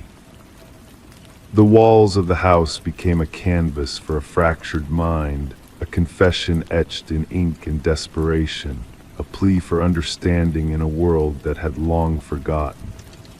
The layers of the past peeled away, revealing a truth more chilling than they could have ever imagined. Forensic teams descended upon their home, uncovering hidden spaces and buried secrets that painted a picture of a twisted reality. DNA analysis and fingerprints intertwined, weaving a tale of betrayal and obsession that spanned decades. The remains unearthed from beneath the garden spoke of a tragedy long buried, a life stolen, and a soul fractured. Rebecca Eldridge, the elusive figure behind the tangled web of identities, was finally apprehended, her fractured mind laid bare in the harsh light of truth. The names on the wall, once a mystery, now stood as a testament to a crime unsolved for far too long. As Michael and Sarah watched from their front porch, the house that had once beckoned with its charm now stood as a haunting reminder of the darkness that lurked within. Their dream home had become a part of a true crime tale, a footnote in history, forever marked as the house where the walls whispered of murder and madness, where secrets lay buried in the shadows of the past. Story 20. The apartment had sat in silence for months, its emptiness a void waiting to be filled with life once more.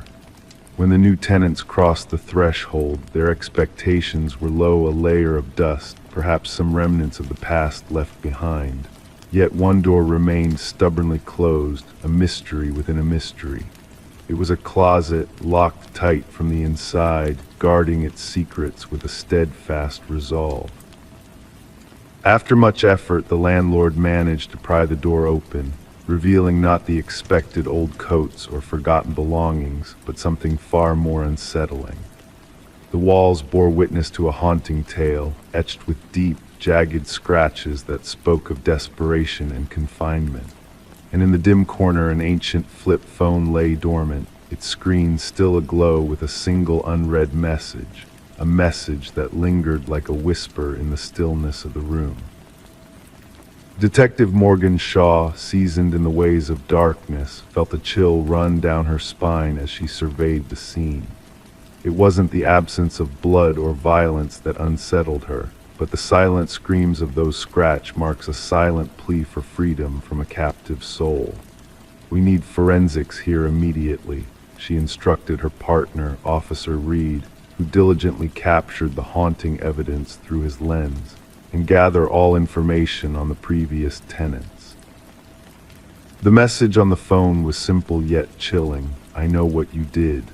The landlord, a man perpetually on edge, shared sparse details of the previous tenant, a young woman named Emma Caldwell, who had vanished without a trace, leaving behind unpaid rent and a lingering sense of unease. Quiet, kept to herself. "No trouble," he muttered, eyes darting away from the closet as if fearing its secrets. Forensics uncovered a grim truth hidden within the scratches: traces of blood belonging to Emma, along with 2 other DNA samples. One remained a mystery, while the other belonged to Derek Mercer, a man long believed to be dead. Shaw's mind raced with questions, the pieces of the puzzle refusing to align in a logical manner. Emma's apartment whispered of a life interrupted, a story left unfinished. Unanswered calls to her sister, a sudden silence in her routine, and a shadowy figure entering her life, a figure with no name, only darkness. As the investigation unfolded, a pattern emerged, leading Shaw down a twisted path of deceit and manipulation. Surveillance footage captured a figure in a baseball cap trailing Emma, his identity carefully shielded from prying eyes. And when partial fingerprints of Derek Mercer were discovered on the closet's doorknob, the truth began to unravel like a thread pulled from a tangled web. He faked his death, Shaw concluded, her voice heavy with the weight of realization. But the why and the how remained shrouded in mystery, a veil that only time and relentless pursuit could lift. The discovery of Lynette Porter, another missing soul ensnared in Mercer's web, shed light on the depths of his depravity. As the investigation delved deeper, a sinister picture emerged: a man consumed by a need for control, a thirst for suffering. Journals filled with his twisted thoughts, photographs capturing his victim's essence, and videos depicting unspeakable horrors all pointed to a mind unhinged, a soul devoid of empathy. The manhunt for Derek Mercer spanned jurisdictions, a race against time to stop a predator in his tracks. And when he was finally apprehended, a sense of relief mingled with dread, for the darkness that lurked within him was a shadow that refused to dissipate. During interrogation, Mercer's calm demeanor sent shivers down Shaw's spine, his words a chilling reminder of the evil that walked among them. The trial laid bare the extent of his deception, the lengths he had gone to in order to satisfy his twisted desires. The jury's verdict was swift and decisive, condemning Mercer to a life devoid of freedom, a life spent behind bars where his darkness could no longer roam unchecked. And as the echoes of justice reverberated through the courtroom, Lynette Porter's voice rose above the fray, a beacon of resilience in the face of unspeakable horrors. The case left a mark on Detective Shaw, a reminder that evil wears many faces, and sometimes the most insidious crimes leave no trace of blood, only the haunting echoes of souls fighting to break free from the shadows. And as she gazed upon the closet door from Emma's apartment, now a symbol of resilience and survival, Shaw knew that some mysteries were meant to be unraveled, no matter how deep they may be buried in the darkness of the human heart. Story 21. In the quiet of the night, as the world around you drifts into dreams, let me tell you a tale that will wrap you in a shroud of mystery, guiding you gently towards the realm of sleep. Picture a wooden plank worn with age, yielding ever so slightly under the weight of a curious soul, a mere whisper of movement, yet enough to beckon her curiosity. She paused, her fingers tracing the edges, sensing a hidden secret awaiting discovery. With a delicate touch, she pried up the boards, unveiling a dark, narrow space nestled beneath the foundation of her new abode. Sarah Coleman, guided by an eerie intuition, gazed into the depths below where shadows danced in a silent waltz. Detective Morgan Reed stood sentinel behind her, a silent witness to the unfolding mystery. The air was heavy with a sense of foreboding, a palpable unease that whispered of secrets long kept hidden. As the flashlight pierced the darkness, it revealed a chilling tableau, a clandestine chamber adorned with photographs capturing Sarah's every move, a shrine to obsession crafted by unseen hands.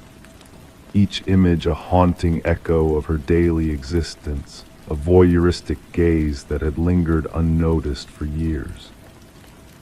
The cottage, a quaint refuge purchased from the estate of a solitary man, now bore witness to a sinister legacy. Walter Green, the previous owner, had woven a web of surveillance around Sarah, his fixation transcending mere curiosity, delving into the realm of obsession. The investigators, with their methodical precision, unearthed a twisted narrative woven within the hidden chamber. Fingerprints, like ghostly echoes of the past, painted a portrait of Walter's solitary vigil, a vigil that had spanned years unbeknownst to Sarah. A chilling realization gripped the investigators as they pieced together the puzzle of Walter's obsession. His fixation, rooted in a troubled past, had blossomed into a dark fantasy that threatened to shatter Sarah's newfound tranquility. The discovery of a storage unit, a shrine to Sarah's former life meticulously recreated, sent shivers down their spines. The replicas of her belongings, the eerie mannequin mirroring her likeness, all spoke of a plan veiled in madness, a plan that had narrowly escaped fruition. Walter's tragic descent into the realms of delusion, his yearning for a connection that existed only in his fractured mind, painted a portrait of a man consumed by an unattainable dream. Sarah, haunted by the specter of what could have been, made the painful choice to sever ties with the cottage tainted by Walter's twisted legacy. As the case closed, a specter of unease lingered in the shadows, a reminder of how fragile the line between safety and peril truly is. Sarah, now a survivor of a perilous dance with fate, embarked on a journey of healing, her steps guided by caution and resilience. The cottage, now a silent sentinel to a tale untold, passed into new hands, its secrets buried beneath layers of time and renovation. Life moved forward, a testament to the resilience of the human spirit in the face of unseen threats, of shadows that lurk just beyond the threshold of sight. And so, as you drift into the realm of dreams, let the tale of the hidden room beneath the floor weave a tapestry of mystery around you, a lullaby of secrets and shadows that fade into the gentle embrace of sleep. Good night, dear listener. May your dreams be peaceful and your slumber undisturbed. Story 22. In the quiet neighborhood, a house stood still, untouched by life for years. Whispers among the neighbors spoke of a young woman who had vanished, leaving the house to decay in solitude. But when the new occupants crossed the threshold, they were met with a locked bedroom, a puzzle waiting to be unraveled. With determination, they forced the door open, releasing a cloud of dust that hung heavy in the air, a veil of forgotten memories. Yet something lingered, a presence unseen but deeply felt. The room revealed itself like a forgotten dream, the bed neatly made, the mirror reflecting nothing but emptiness. A solitary candle, its flame long extinguished, stood as a silent witness to the passage of time, its wax frozen in place like tears unshed. And there on the desk lay a notebook, its pages whispering untold secrets in fresh ink. Detective Morgan, with a quiet intensity, delved into the journal of Elise Winters, a young soul lost to the shadows, her words a haunting echo of the past. Elise, aged 26, had vanished without a trace, leaving behind a trail of unanswered questions. Her meticulous handwriting danced across the pages, each stroke a piece of her unraveling story. The final entry, etched with urgency, spoke of unseen eyes watching, of a looming threat ignored by the world outside.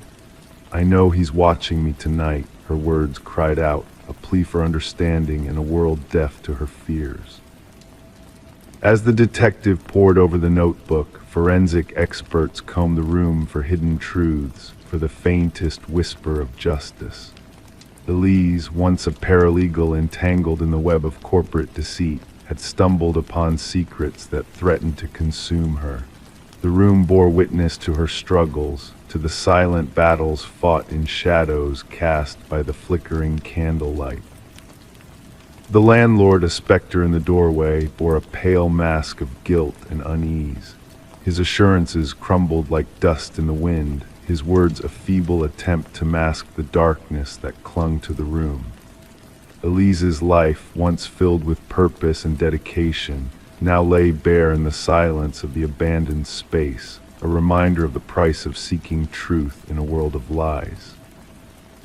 The investigation unearthed a tangled web of deception, a conspiracy woven with threads of greed and betrayal. Elise's discoveries led to a hidden trove of evidence, a key to unlocking the sinister machinations of those who sought to bury the truth beneath layers of deceit.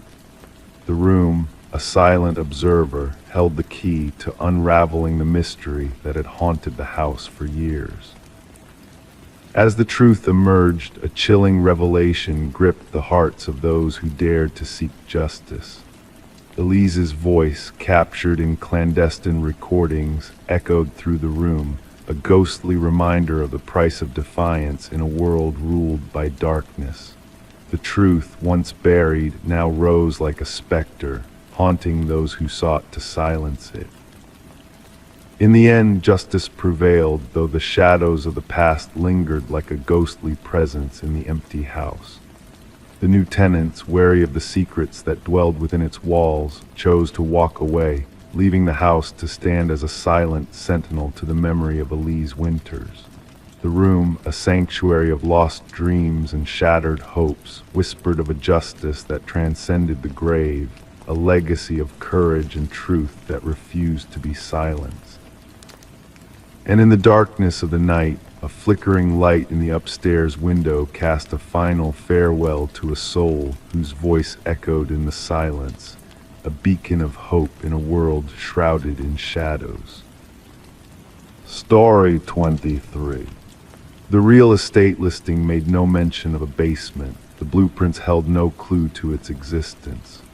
Yet when the family peeled back the worn carpet, they uncovered a hidden door. A door with a hefty, rusted handle that took the strength of 3 to pry open.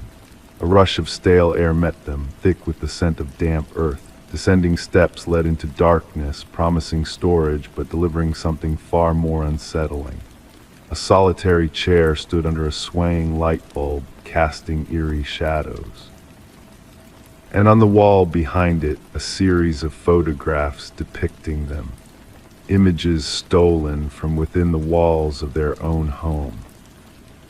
The Mercer family had settled into the suburban residence in the dead of winter, the nights long and the trees bare in the cold. The old 2-story house, with its weathered exterior and creaking floors, had whispered tales of character and history to them, but they hadn't bargained for the deep, dark secrets buried within its walls, secrets that would collide violently with their present. Detective Sarah Connors arrived at the scene with her partner, the crime scene unit already at work, securing the area with fluttering yellow tape. Mrs. Mercer's voice had trembled over the phone as she described the hidden chamber beneath their living room floor. "We must document everything before anyone else ventures below," Connors directed, slipping on latex gloves with practiced ease. The camera flashes punctuated the stairwell as the forensic team captured the eerie scene. The wooden steps groaned under their weight. The basement, no larger than a standard bedroom, boasted gray concrete walls. In the center, a solitary chair was bolted to the floor, illuminated harshly by the bare bulb above. But it was the lineup of photographs that seized their attention, 37 images, meticulously arranged in chronological order. "These go back nearly 4 weeks," noted Connor's partner, studying the timestamps on the prints. "Look at this one, Mrs. Mercer asleep, Mr. Mercer at the table, the children in their rooms. No signs of forced entry, no evidence of theft. Just an invasion of privacy so insidious it left the family reeling." Forensic analysis revealed multiple fingerprints, many belonging to previous owners of the house. Records unveiled a troubling history of transient occupants, selling the property at increasingly reduced prices, each staying for less than a year, each unaware of the hidden basement. "We need to speak with every former owner," Connors instructed, flipping through her notes. The case took a sinister turn as they delved into the property's past. Inconsistencies in blueprints altered between sales, permits filed and retracted, inspection reports with crucial sections censored. The breakthrough came during an interview with the contractor who had renovated the house 7 years earlier. His face drained of color at the sight of the basement photos. There was no such room, he insisted, hands trembling. I stripped that place to the bones. No basement, no door, nothing beneath but dirt and concrete. A hidden memory card in the light fixture revealed hundreds more images not only of the Mercers, but of past families. Children sleeping, parents arguing, intimate moments captured by an unseen voyeur. The investigation took a chilling turn with the recovery of audio recordings hidden in a weatherproof box in the basement.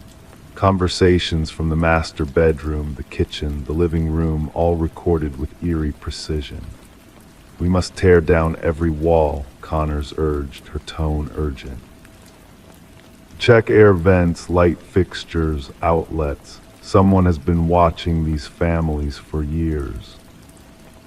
Behind the photo wall, a narrow passage led to a monitoring station. A desk, a chair, a laptop linked to wireless cameras, and a journal detailing the lives of each family that had resided in the house. Their routines, their vulnerabilities, all meticulously chronicled. The handwriting matched that of the house's original builder, Edward Kelvin. Records hinted at his mysterious disappearance during construction, his death unverified. The journal's final entries grew erratic, obsessively fixated on the family's ignorance of his presence. Phrases like "they never see me" and "the next family arrives tomorrow" filled the pages. Fingerprint analysis confirmed the unimaginable Edward Kelvin had never left the house. He had ensconced himself in its hidden recesses, a silent observer of those who dwelt within.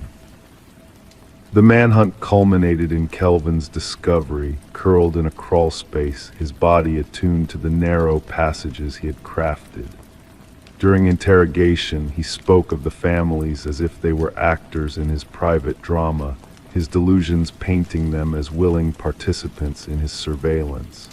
The families, including the Mercers, fled the property, leaving behind possessions, haunted by the violation of their privacy. The trial unveiled the extent of Kelvin's surveillance network, the house itself a voyeuristic masterpiece, designed to capture every moment of its inhabitants' lives. When the verdict was rendered, Kelvin showed no emotion, lost in the labyrinth of his fractured mind, where the house persisted as a memory. The property was razed, the earth beneath it disturbed, but for those families, the specter of Kelvin's voyeurism lingered, a reminder of the unseen eyes that had watched their every move. In quiet moments, they wondered if they were ever truly alone, if the walls held secrets still waiting to be revealed. Story 24. The motel stood forgotten, a relic of another era where transient souls sought brief respite from their journeys. The key was passed to her with a silent warning, a caution lingering in the clerk's eyes. Avoid the final door on the left, his voice barely above a whisper. Intrigue beckoned her as night descended, casting shadows along the narrow corridor. Pausing before the ominous door, she felt a chill seep through the handle, a harbinger of the unknown. The door, nondescript like its counterparts, revealed its secret only when she pressed her ear against its surface. A faint, haunting breath whispered from the other side. Detective Morgan Reed awoke to a grim reality, stepping beneath the yellow tape that marked the threshold of tragedy. The stench of blood tainted the air, a metallic tang that clung to her senses. Amidst the pristine bathroom and undisturbed bed, a young woman lay lifeless on the floor, her features frozen in eternal surprise. Reed knelt beside her, the scene a mosaic of contradictions. The forensic technician's words echoed hollowly. Third victim this season, same modus operandi. The victim's elegance clashed with the motel's squalor, a puzzle demanding resolution. The hotel manager lingered, haunted by the unexpected horror that now tainted his establishment. Reed's keen eye absorbed every detail, searching for the elusive thread that connected the victims. Back at the precinct, the incident board bore witness to the grim pattern emerging from the shadows.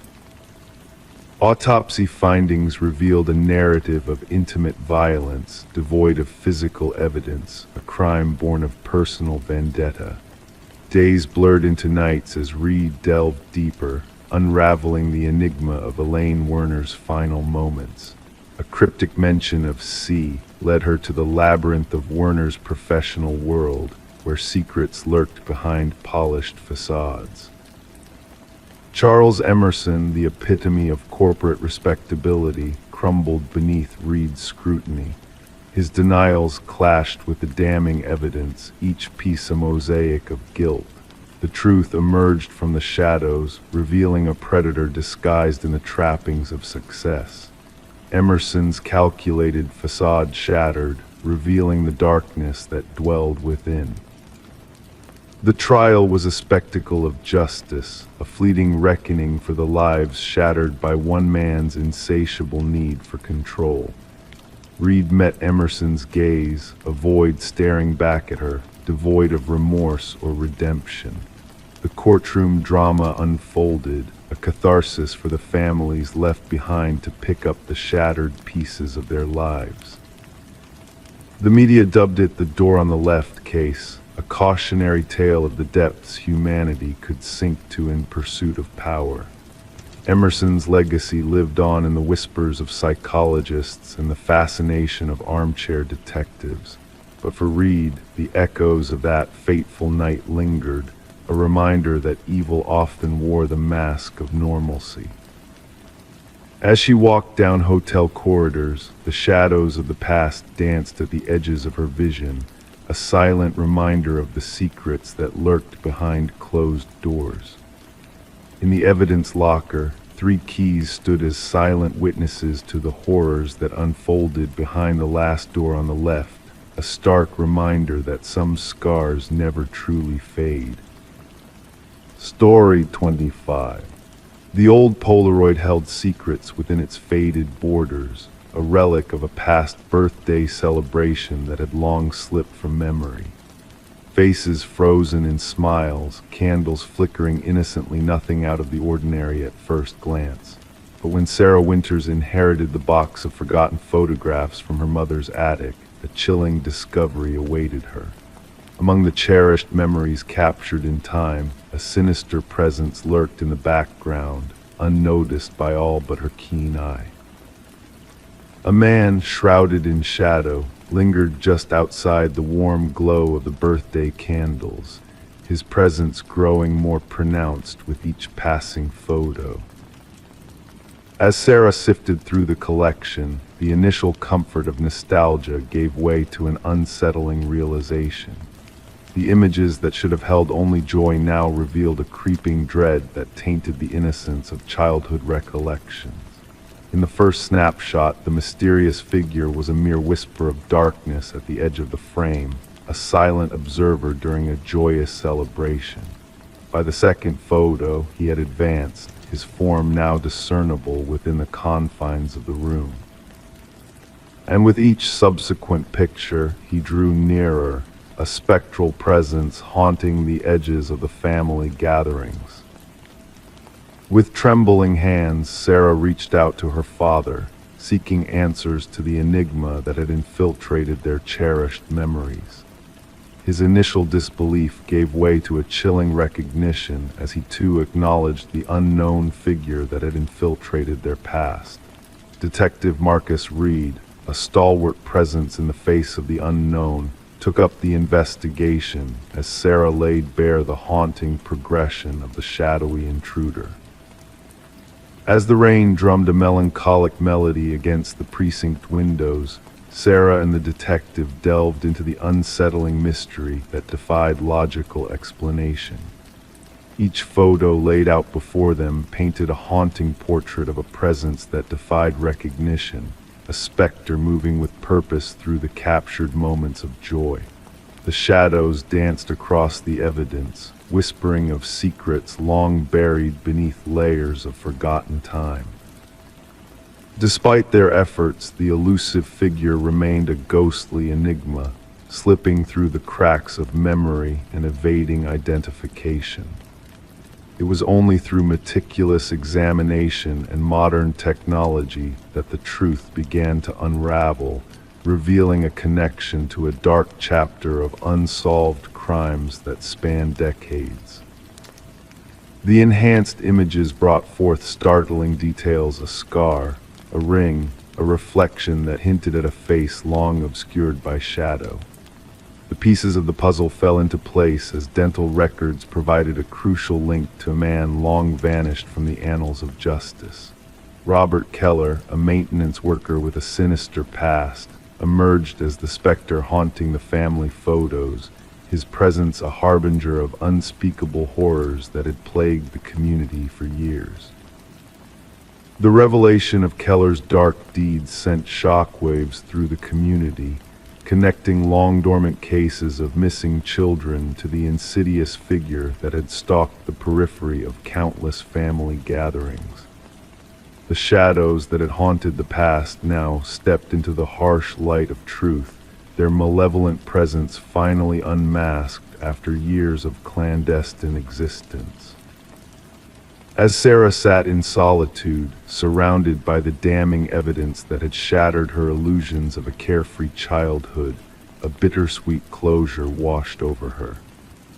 The closure came at a heavy cost, as the remains of a long-lost child were identified, bringing a measure of justice to grieving families, but reopening old wounds that had never truly healed. The box of memories, once a repository of joy and laughter, now held the weight of unspeakable darkness. The hidden figures that had lurked in the shadows of celebration had been exposed, their legacy of terror etched into the fabric of time. And as Sarah closed the lid on the haunting past, she knew that some nightmares, once unearthed, could never be fully laid to rest. Story 26, The Forgotten Doll House. She never cared for venturing up to the attic, but when the storm brought a leak in the roof, she was left with no other option. The attic was a realm of neglect, shrouded in dust and cobwebs. Amidst the forgotten items in the darkest corner sat an ancient dollhouse.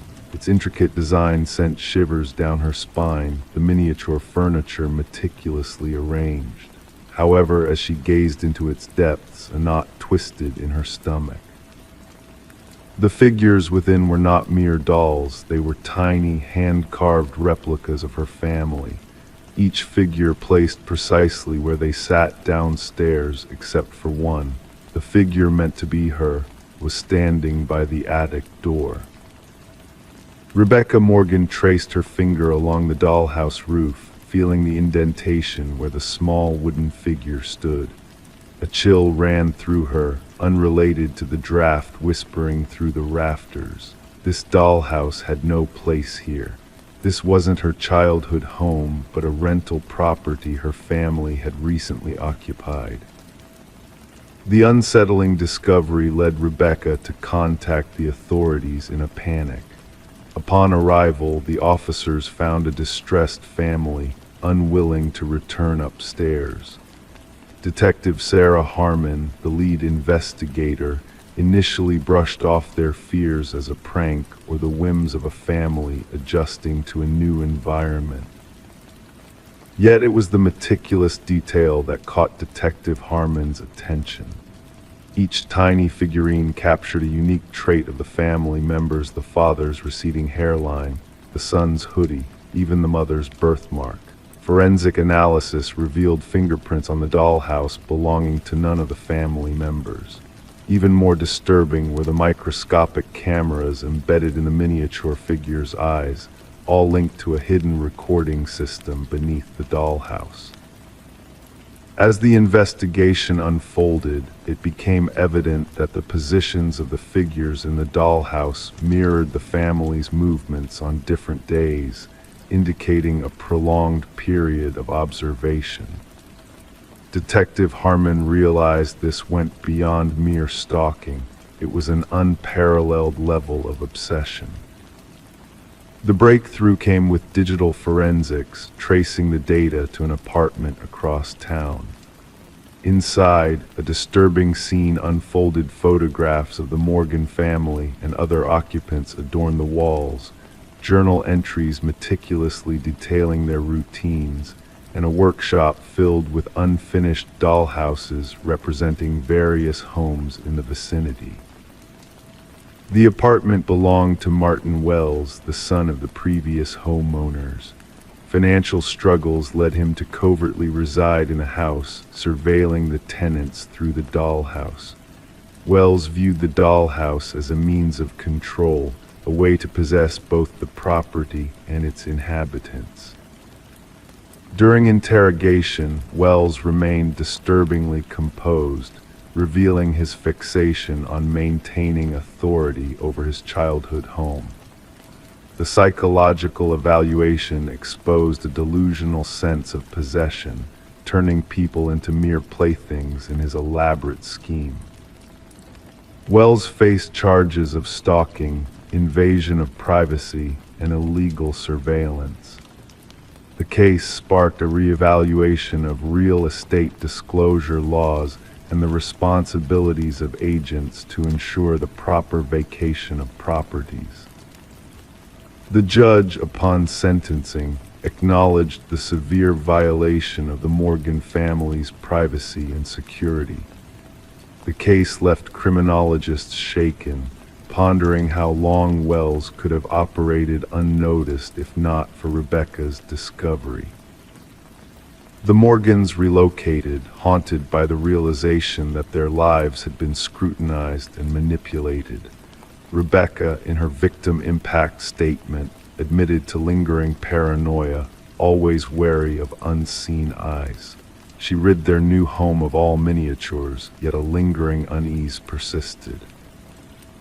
The tale of the forgotten dollhouse serves as a chilling reminder of the boundaries between observation and intrusion, reality and delusion.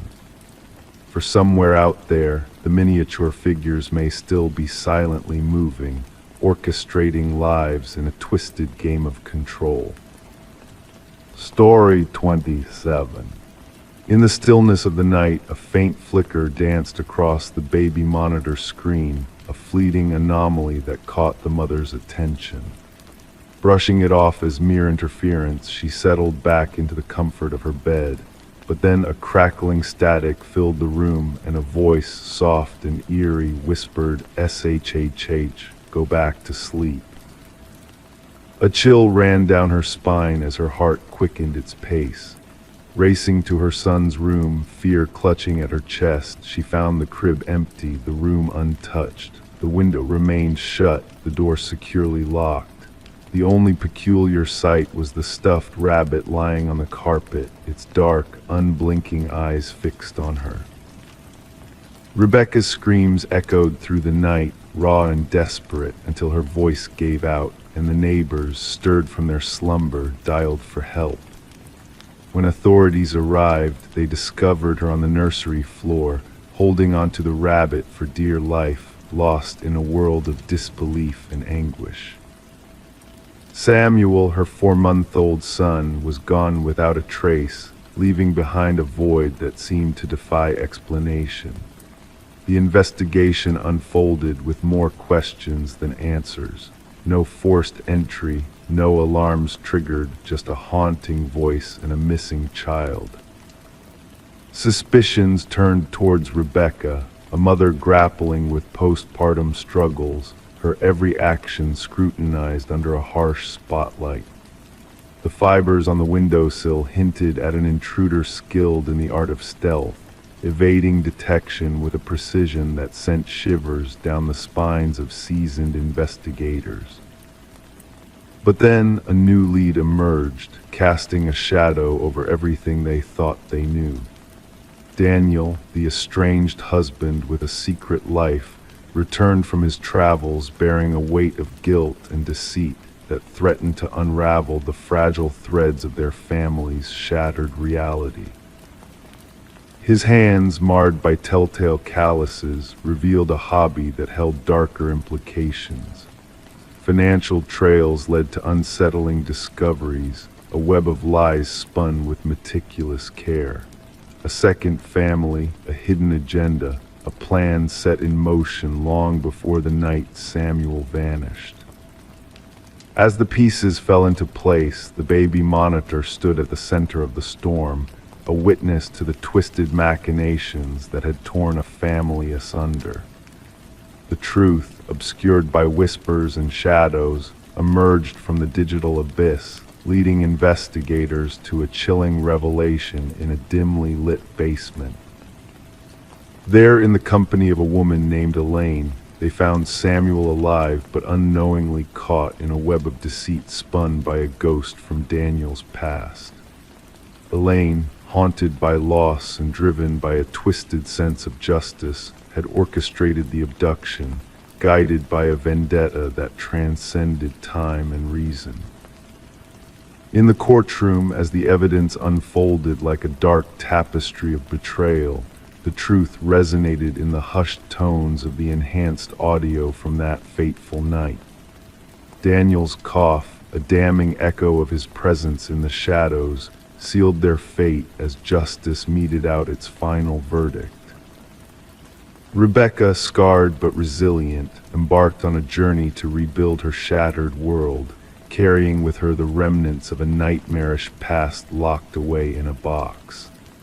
Samuel, spared the memory of his abduction, grew up in the light of a new dawn, shielded from the shadows that once threatened to consume their lives.